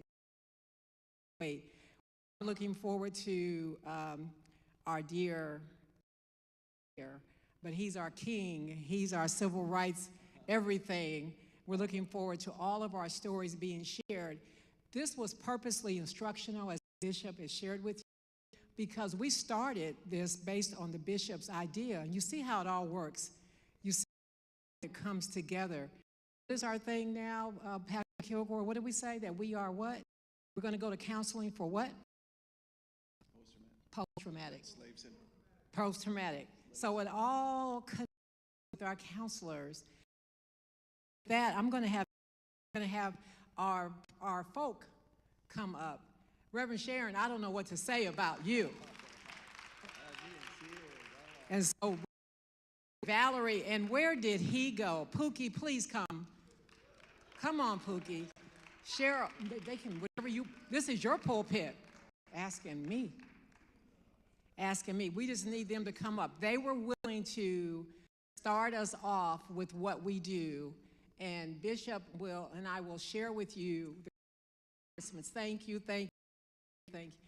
Now, I'm crying still because people right here kept me on the phone a long hour times, like longer than the bishop will talk to you. So, and Pookie, he doesn't really talk, but in the pulpit, can we get him to be, right? And this gentleman, so we started in different phases. Brand theology had an attitude when she was assisting her spouse in the background saying, I was adopted. And I said, this is not Reverend Sharon. You know, Reverend Sharon is Reverend Sharon. But it was because of what you were saying through our counseling, what we are learning, what we're going through. He needs a lot of counseling in the service. So they all have their own,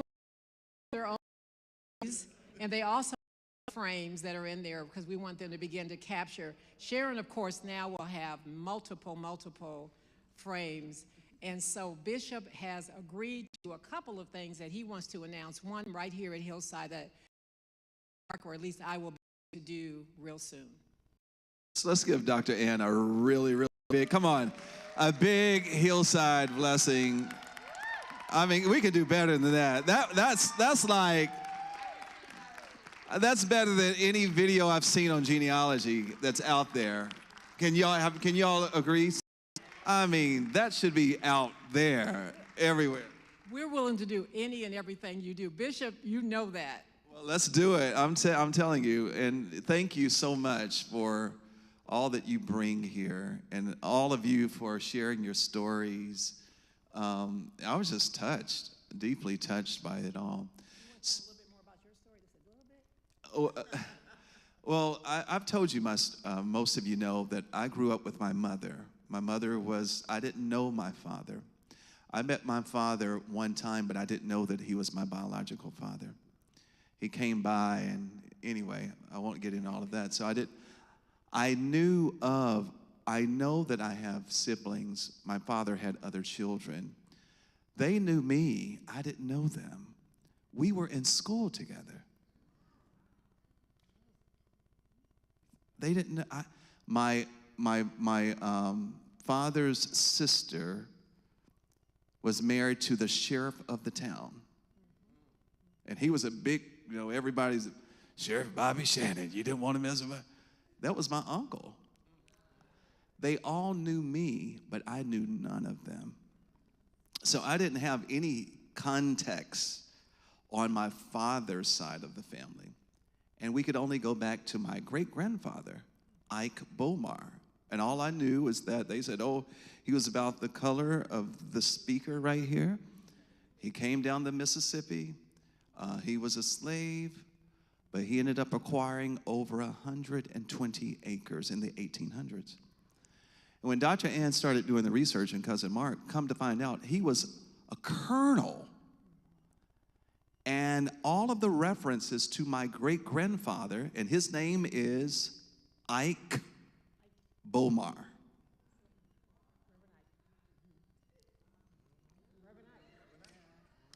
That's his name, Ike, I-K-E, Bomar.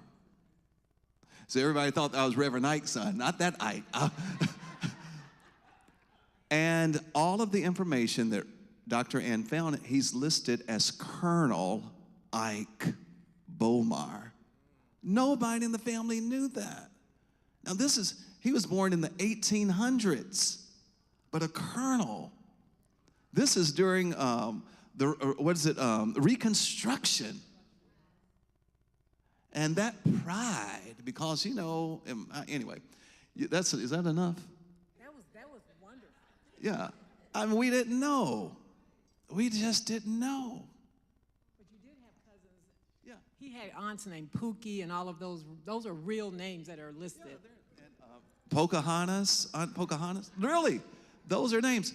My great-grandmother, Mary Porter Bomar, Ike's third wife. Cora, yeah, was full Cherokee. And so, the hair and all of the, anyway. Thank you, Dr. Ann, Cousin Mark. So it doesn't stop here.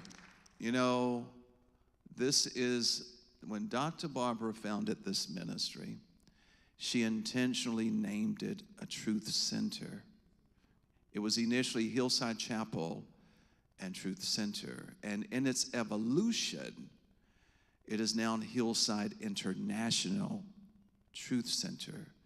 And we are all about the truth. It's the truth of us.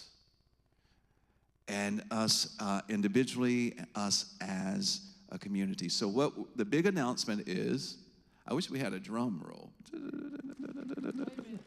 Or is this time for the big? We don't have a drum roll? Give me a beat. Give me a beat. Can y'all make a beat? Come on. So, beginning. We're doing this big launch today. It's a soft launch for the Hoping Healing Center. We're helping to healing post-traumatic slave syndrome. We're going to address that stuff. And I'm encouraged. I'm going to tell you my encouragement after that. But beginning next month, the second Sunday of the month, we are launching the Hillside Sankofa Genealogy Ministry. Yes. with Dr. Ann, Cousin Mark. They will be leading it so you too can find out about yourself. You can find your family, your tribe. So every month, and we're working on a space. With all these ideas, we're expanding. I had a space in mind, but then I got a call. We're about to start our nursery back to the kids' need space. So, but I got a space. Spirit showed it to me while I was sitting right there where you're going to be. Yeah, I already see the space.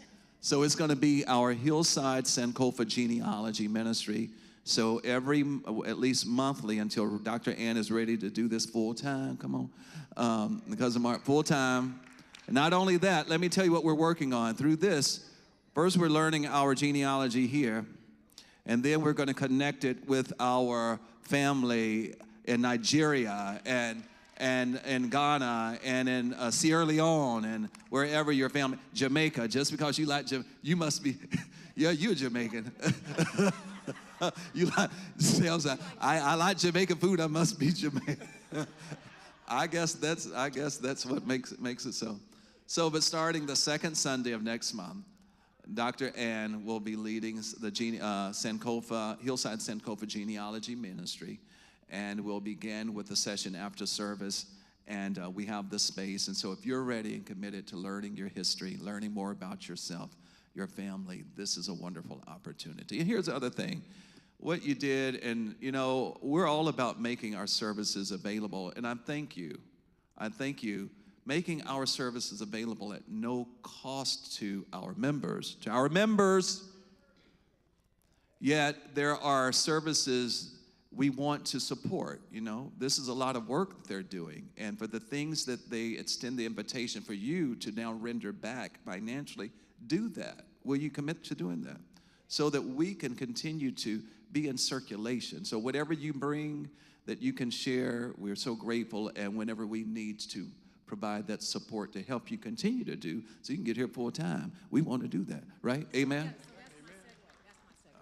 So that's the segue for, I wanted to find out when Bishop wanted us to come, and this is what we call our prosperity opportunity right here at Hillside.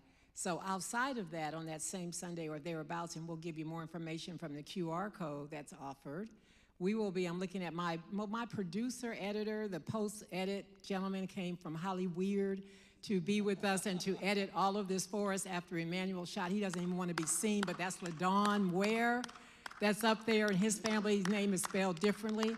I'm looking at LaDon. We can launch our LMS, our learning management system. You'll be able to, system, right? LMS. And you'll be able to not only log on and get more information at your own speed, or that's asynchronous in case you wanted to know that, you'll be able to learn how do I get started to where Kenneth is from in South Carolina, what happens in South Carolina. You'll be able to go and learn more, and that's when you can buy us a cup of coffee or something like that so that we can continue to offer our absolute prosperity service. So we'll launch it at the same time. LaDon, is that okay for us to launch? He says, yes, thumbs up. Thank you. He produces for lots of famous people, and he doesn't want to be seen. We see you. Listen, where are we going to feature this? This needs to be shown. What are we going to do with it? Don't y'all agree? Yeah. Huh? We can feature it, tell them. We can feature it any and every. Well, let's feature it everywhere.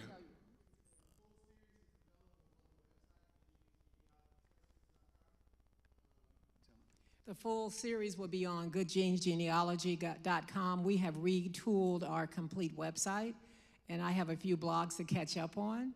And is that right? goodgenesgenealogyservices.com. We'll have the full feature. And we also have segments of these individuals. If you want to see more and learn more from this lady, that person, and him, you'll be able to get to the website and you'll see their individual segments. And we're gonna continue to record and get Bishop in all of it, maybe over the course of time, and we'll be able to add those other segments so that we can learn from one another.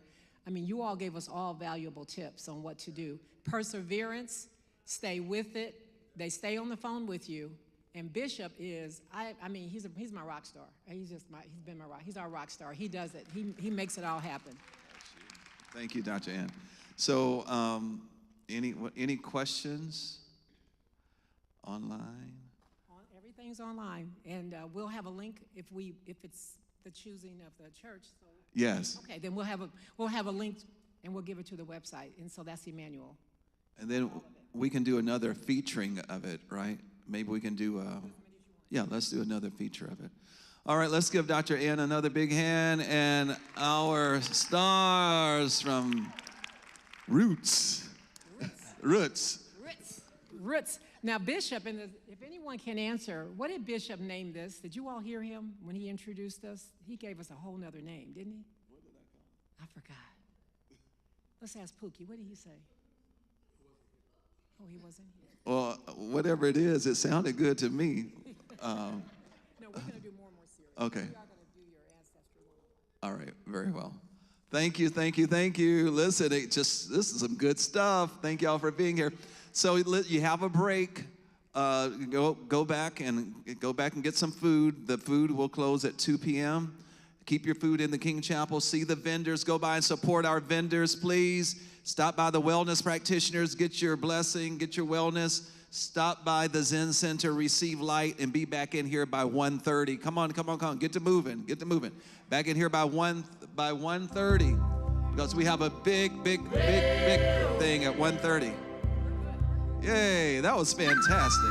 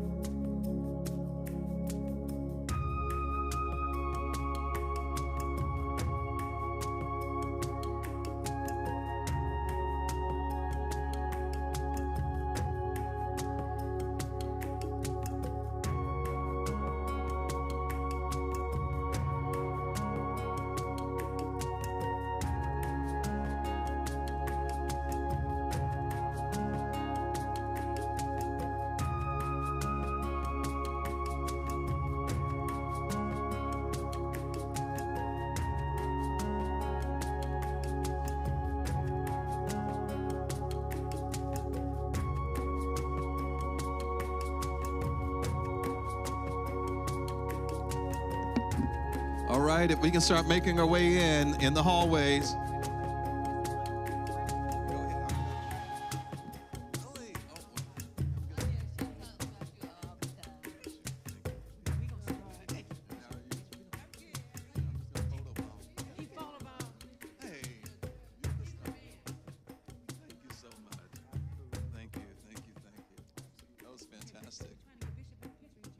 Okay, okay. Yeah, look at person. Come on. Oh, Lord. Yes. You got to take a picture.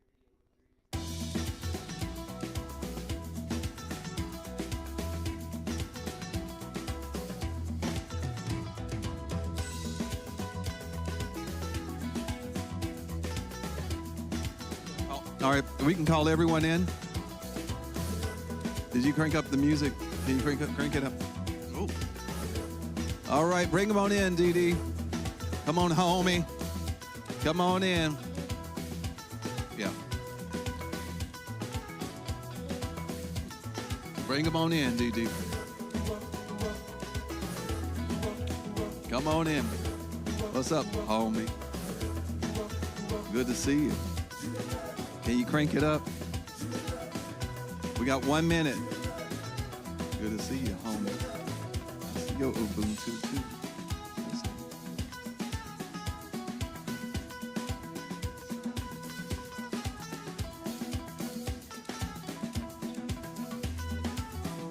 Just check it out. All right. We got 30 seconds in the hallways. Y'all come on. Hey, good to see you. Come on in, come on, bring it. Bring it on in. Ooh-hoo-roo.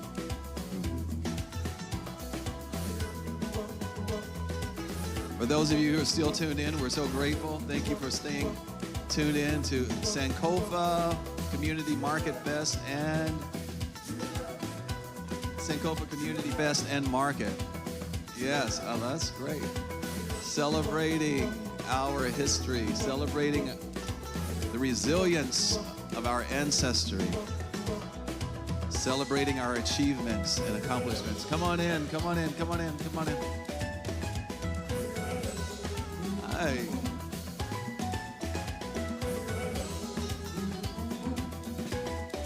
Bring them on in. Come on in, come on in, come on in. All right, friends, it's that time.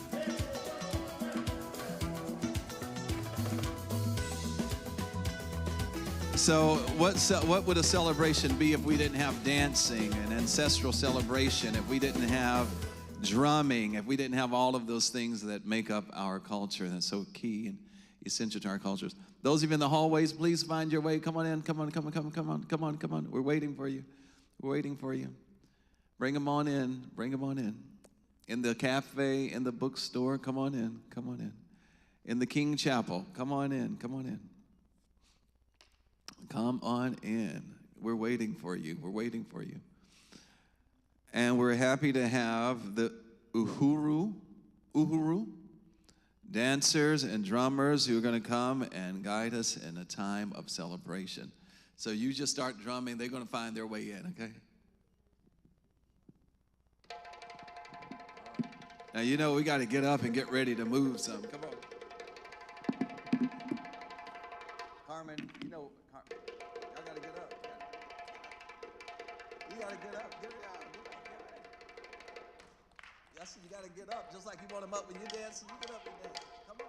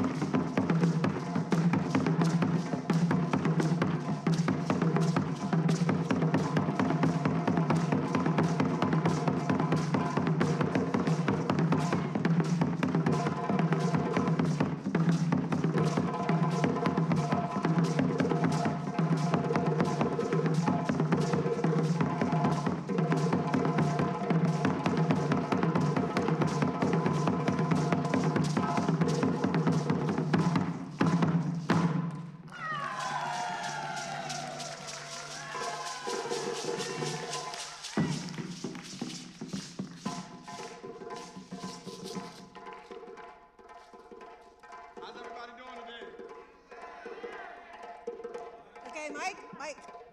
Okay. Don't have to yell. How's everybody doing today?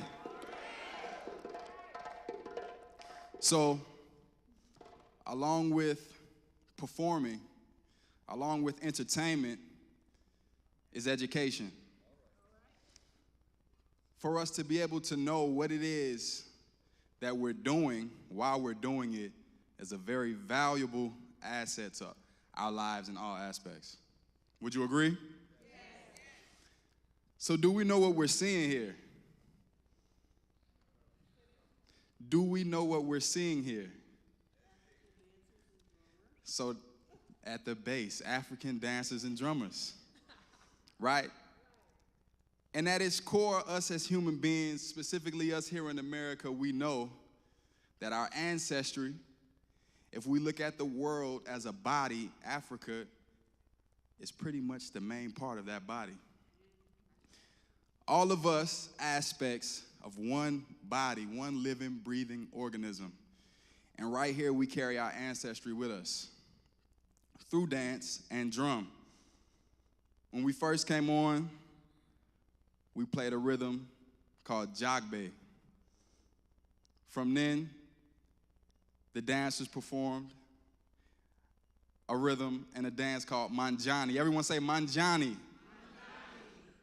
Manjani from Guinea is a dance known for when young girls are having their rites of passage to womanhood.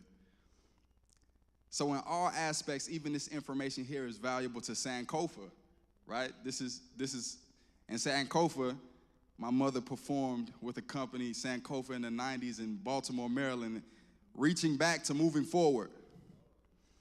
So to be able to use that in this moment, did you feel the music? A little bit or a lot of bit? All right, so if it was a lot of bit, there's something in you. If you never played or danced this music, but yet you felt it, it's coming from someplace that's already in you. So Manjani, everyone say Manjani. Does anyone know what these drums are called? Say again. Everybody say djembe. Our good.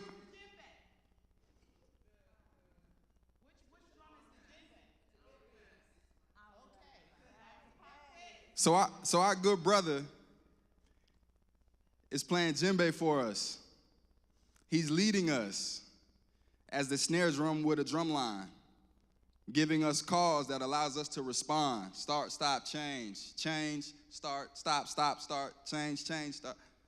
Consistently. 3 basic sounds of djembe: bass, tone, slap. Bass, tone, slap.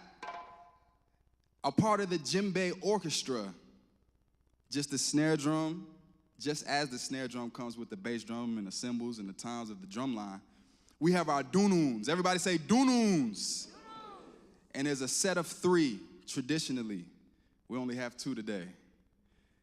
The biggest, everyone say dunumba. Dunumba. And the dunumba is like dad. He comes in and says, hey. But where the music is and the consistency of the rhythm and the entirety of the music lies within the sangban. Everybody say sangban. Sangban. And in a family, who would the heart of the family be? That's like mom. And dad come in and say, yeah. And usually, there's a smaller drum, the kinkini. Everyone say kinkini. Kinkini. And we're going to imagine our kinkini is like the baby. Bing, bing, bop, bing, bing, bop, bing, bing, bop, bing, bing. Right? Keeping us timed and on track. And so together, each individual part, a rhythm in its own, forms that polyrhythm. Right? And so can we get y'all to drum with us? With our bodies as our drums. So let's go, voila, this group here. Then we'll go,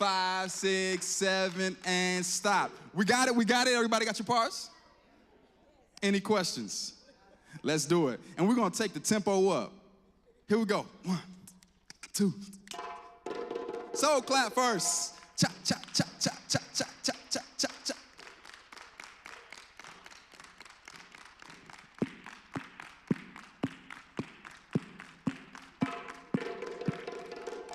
And 1.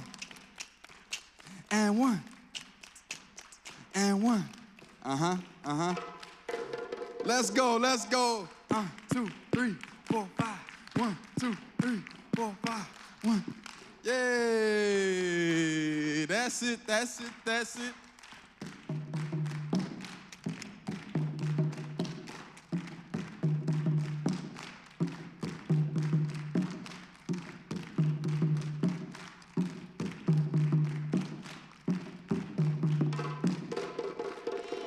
And stop. Beautiful, beautiful, beautiful, beautiful. So, okay, as my young brother Munir said, everything that African people do, they do purposefully. They don't go around aimlessly, even for the simplest things as dance. They all are accompanied by purpose. So we're gonna do, the next rhythm we're gonna do will be another interactive rhythm, but it's a rhythm that we call cuckoo. Everybody say cuckoo. Cuckoo. Cuckoo? Okay, so cuckoo is coming from West Africa, and traditionally it's done as a celebration dance. When the fishermen go out and they come back and everybody sees all the food that they've managed to catch, you know we get happy about food, right? We get very happy about food, especially when it's fresh out the water. Okay, so they come back from fishing and everybody is so excited, so they start to sing a chant. So that chant is a kukuaye. So everybody, a kukuaye. A kukuayo. A kukuaye amatseya. And kuku. So again, with African dance, when they sing songs, there's a call and then there's a response, okay? Asada, come over so we can demonstrate how it's gonna go. So it's a very simple song. I'm gonna say, a kukuaye. Aye. A kukuayo. Ayo. A kukuaye amatseya. A kukuaye. A kukuayo. A kukuaye amatseya. Your turn. A kukuaye. A kukuayo. A kukuaye amatseya. A kukuaye. A kukuayo. A kukuaye amatseya. Okay, so don't forget that song, because you're gonna have a pop quiz once we move to another section. So hang on to that. Purge, because I know like myself, I have to purge so I can put new stuff in, so I'm gonna forget about all my worries and I'm gonna put something positive in here, right? So let's remember that song. So now we need some audience participation from some of you beautiful dancers in the audience, okay? So can we have some people that want to volunteer? You look so engaged. Come on, baby, come on. It's gonna be very simple, don't worry. Come on, you've been engaged too, you've been paying attention. Come on, come on, come on, come on, come on, come on, come on, come on, come on, come on, come on, come on. Come up here. And then we need this brother right here, because we gotta have some male energy and everything, right? Come on.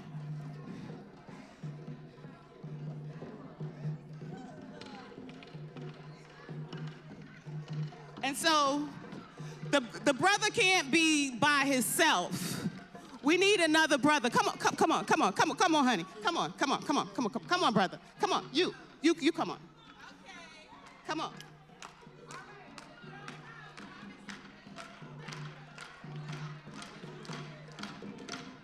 Okay.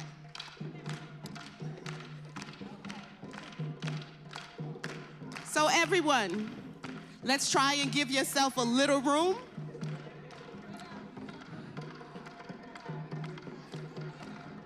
And we're gonna do a series of steps. So we're gonna start with the very first step, right? And our very first step, we're just gonna step, step, step, step, step, step, step. When we use the arms, you guys look good. Okay?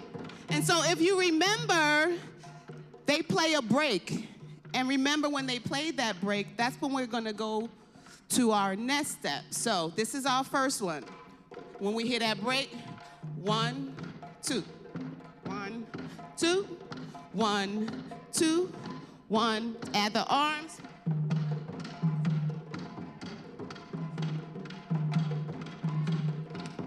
And when he plays that break, pause.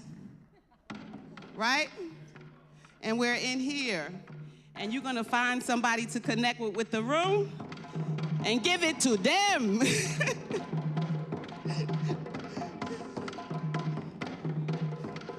Okay, so let's rewind real quick. We did 3 steps so far, right? So everybody remember what the first one was? Step, step, step, step, step, step. Second step, side, side, side, side, side, side, side, side, side. Last step, and find somebody. Here. Here we go. Here we go. Here we go. And when they give that final break,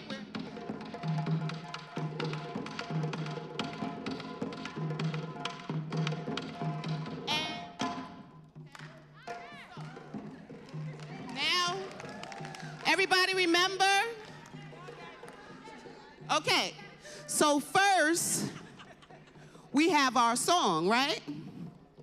And after we finish, we do the chant, maybe and call and response 2, 3 times, then we're starting our dancing, right? Y'all ready? And so for those of you that are not on stage, you gotta give us some energy out there, right? So while we're giving it to you, you clapping like, hey, go y'all, do y'all thing, right? 5, 6, 7, let's go, hear the rhythm.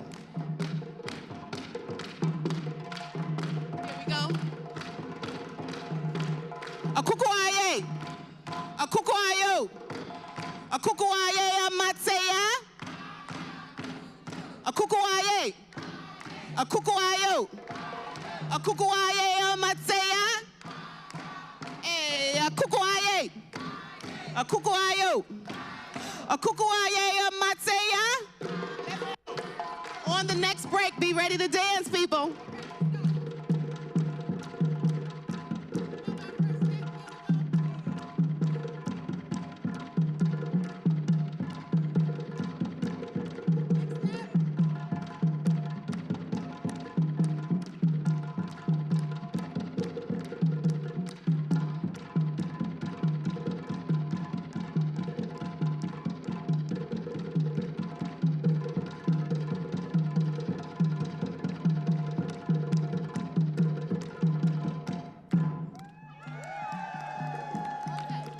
So don't go nowhere. Just like in every school, there is a pop quiz, okay? So, you know what? Mama Shahida, you're gonna do the first pop quiz. So, you're gonna demonstrate what we just did. Give it to them, Mama Shahida. Come on, y'all.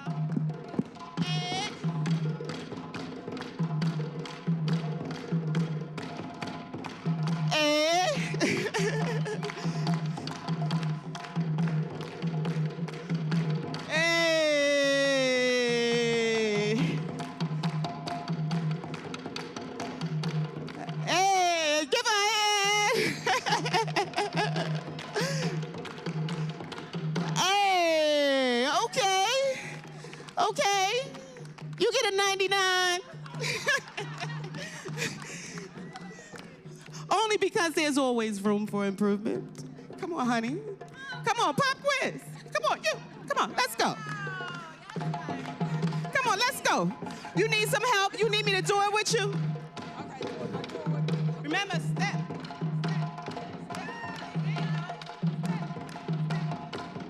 Side, remember?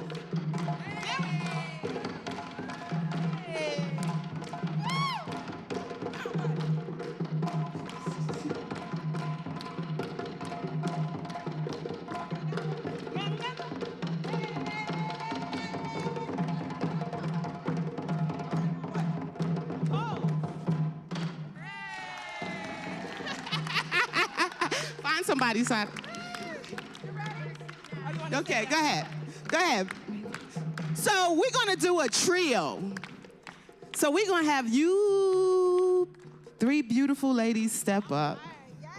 There you go. Asada's gonna help you.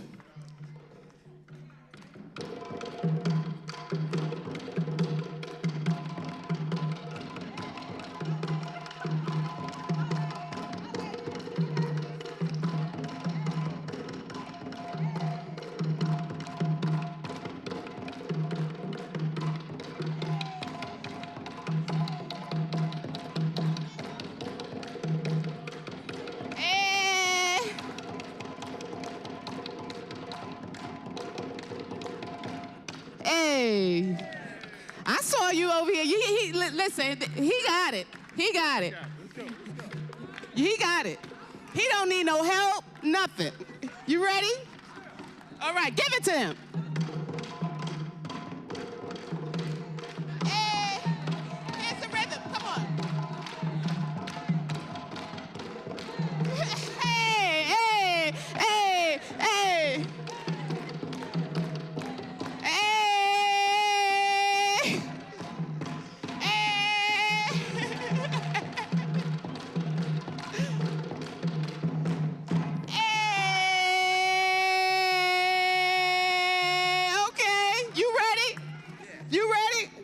Or you need a friend?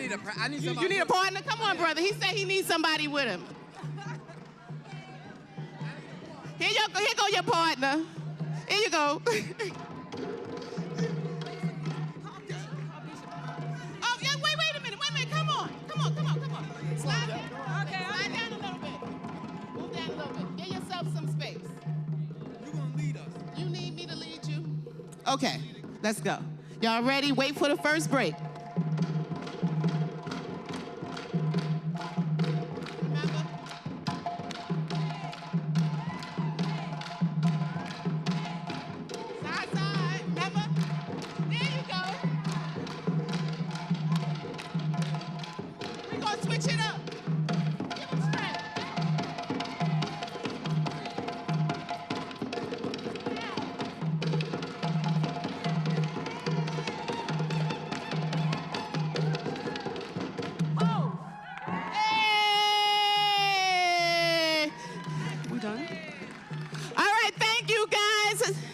You can have a seat. Thank you. We're going solo. Okay. Turn it up.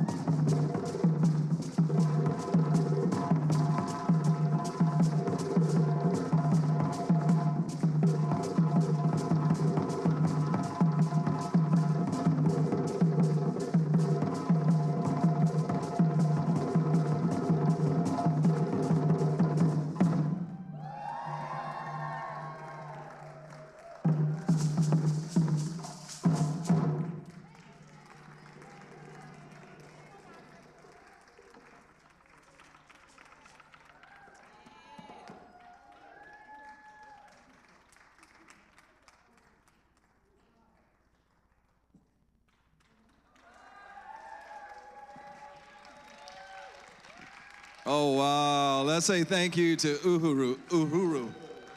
Wow. Thank you all so much. Thank you, thank you, thank you. How wonderful. That brought the energy, didn't it? Well, friends, it's not over. We conclude at 3 p.m., so we still have quite a bit to do. We're going to, at 2:15, 2:15, correct, Dr. Shonda? 2:15? We'll be ready. So you have some time, and Emmanuel, if you can give us some music, go check out the vendors. If you haven't, how many of you already gotten some services by the practitioners? Who has not? Is there anyone who has not been to see the practitioners? Did everyone receive light from, who has not received light? All right. Go ahead and visit the Zen Center, receive light, stop by the bookstore, go to the Ubuntu Center, and at 2:15, we will meet in the hallway in the Ubuntu Center as we're going to do the launch of and for the Hillside Hope and Healing Center, all right? All right, so go ahead. Come on, Emmanuel, give them some music. 2:15, that's like, what, 9 minutes. We're going to meet in the hallway. No, don't go any further than the hallway. And staff, make sure, oh, Kenneth, yeah, Uhuru.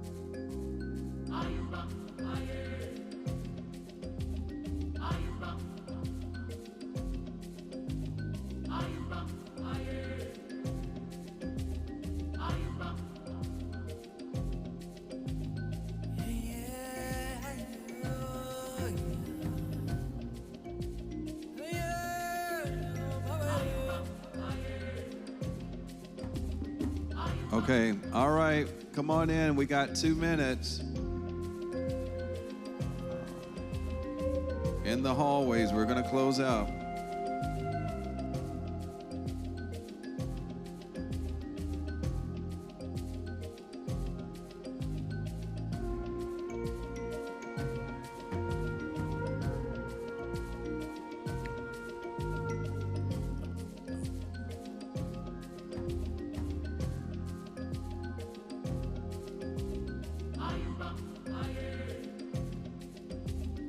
All right, Ian, help bring them on in, please. Got a minute. In the hallways, if you can come on in, we're preparing to close out.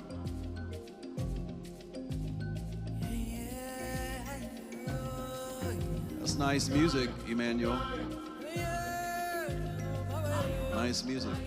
But we're going to have a different sound for tomorrow, right? Good. This is nice. I'm going to reference the tours and the announcements that are coming.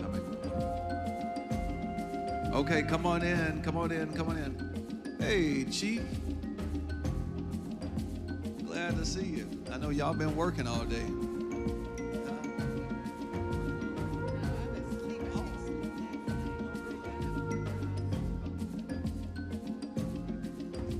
You just now waking up. Oh, they working you. All right, so you just getting here. Did you get to tune in online to any of it? Oh, am I live? I am live. Oh, Lord, I'm talking all our business right here online. If you're tuned in online, thank you so much for lending your consciousness. You know, we're one family, one big family, and we're, say what? Okay. All right, we're preparing to close out, and we're so grateful as they're coming on in. What a power-packed day this has been, don't you agree? A lot of great information, and we're so grateful that y'all tuned in for Sankofa Festival 2024. So if you can turn it down. And what I would like to do in the hallways, as their vendors and all are still moving about, I believe everybody can hear. What stood out for you? Anything? What stood out today? There's so much that we did. The genealogy roots documentary was just exceptional. The presentations, so much information that we've gathered today. The healing modalities that we have. And the vendors will be here, and the practitioners will be here tomorrow as well. Sukio Marikari will be here tomorrow, giving light. So if you did not get to benefit from everything today, please come tomorrow. A few reminders. Tomorrow we will culminate Sankofa, our Sankofa month, with our big Sankofa service. And we invite you to come in your royal attire, kings and queens. We'll have the royal court, Sankofa court, gathering of the kings and queens after service in the King Chapel. So, you know, the seats will fit as many as we can fit in, but come on in and be ready for a wonderful Sankofa gathering. Will you give yourselves a hand for being here today? And for those who came and had to go. A couple of reminders as well on if you are interested, anyone interested in making this trip to Ghana with us, we will be hosting a special celebration, remembrance, and funeral rites for Dr. Barbara, which is customary when a chief transitions, and the installment as her successor. They will install me as chief in her village. And that trip, we still have a few seats remaining on this trip from June 24th through July 2nd. And you can see the email if you're interested. And if you don't send an email, Ms. Charlesetta will be here tomorrow to I think we have just a few seats available. So if you're interested, please go ahead and sign up. Also, you know, we're partnering with Edgar Casey, ARE, the first time ever that they've ever partnered with an institution to make this trip to Egypt. For those of you who are interested in the trip to Egypt, if you are interested, please go ahead and put your deposit down. You have until August 15th to satisfy the payment, the full balance.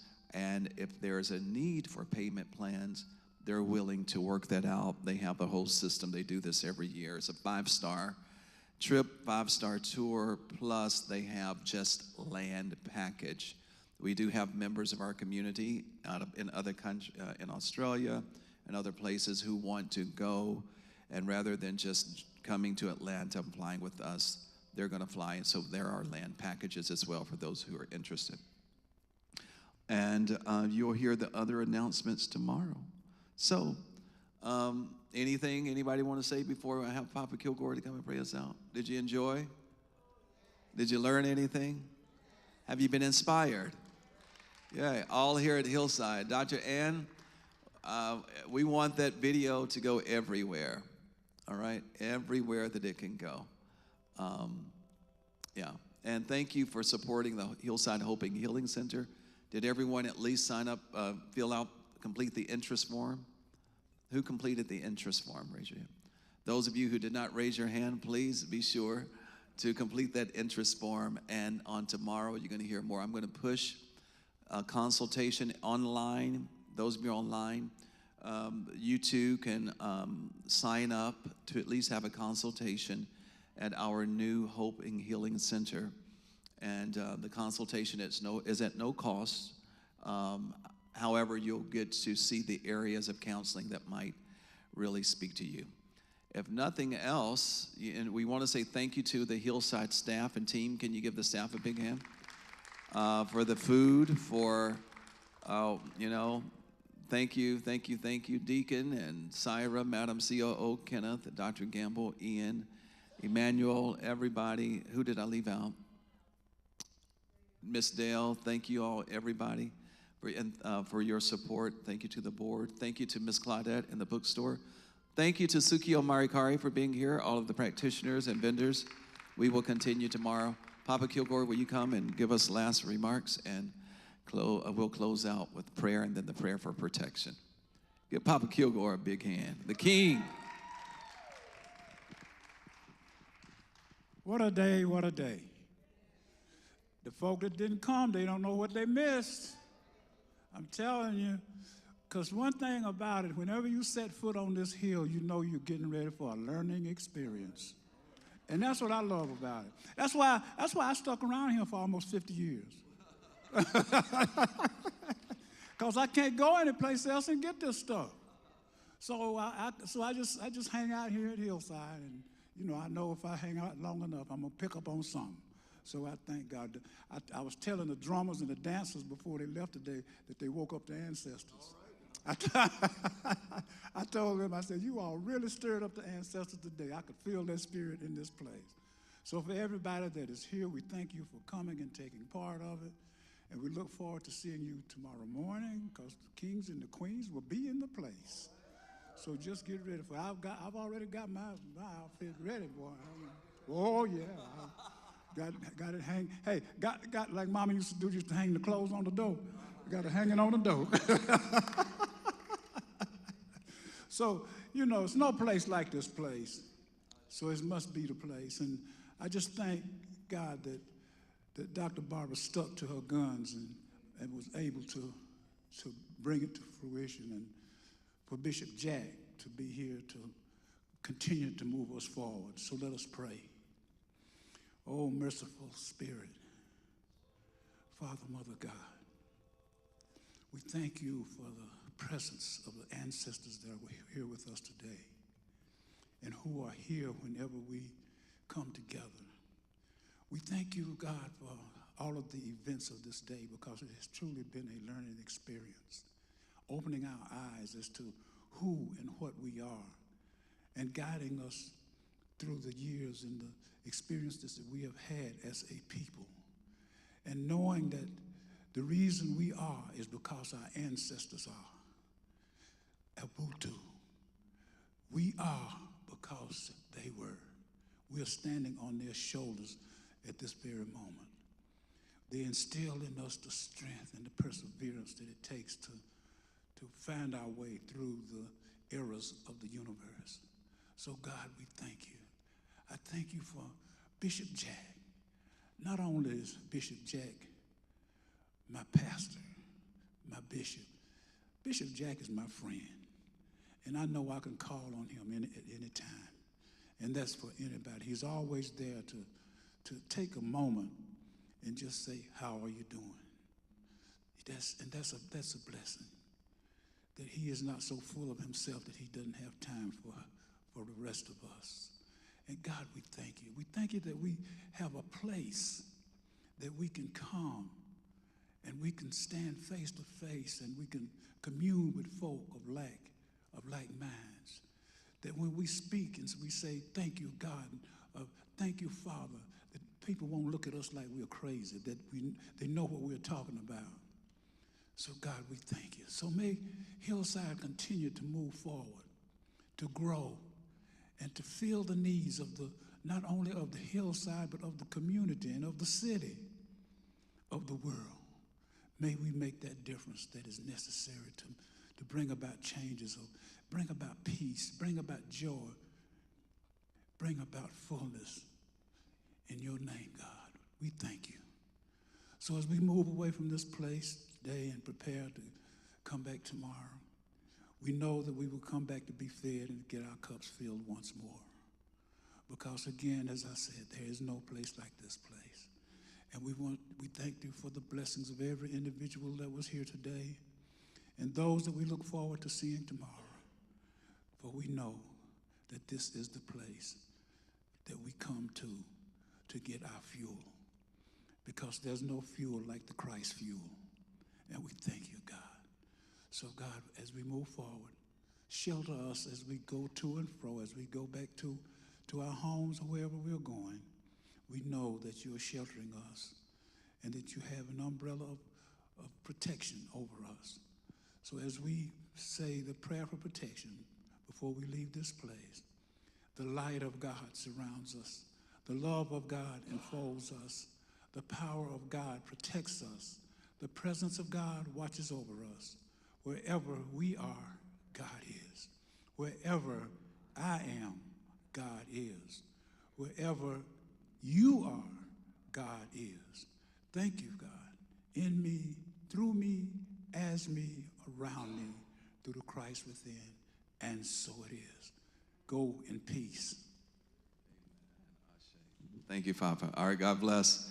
If you're inclined to leave an offering, a donation as you leave, we're so grateful for that. Please do so in the giving stations. Thank you, thank you, thank you. Emmanuel, give them some music. Make them want to give as they leave. Thank you.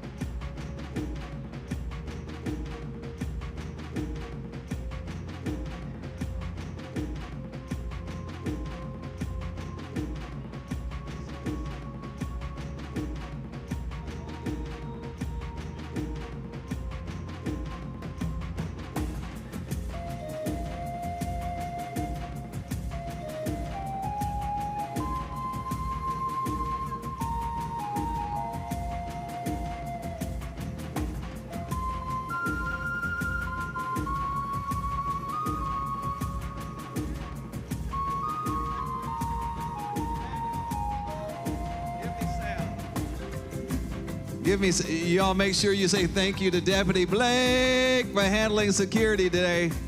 Give him a big blessing as you leave. Deputy Blake, leading security.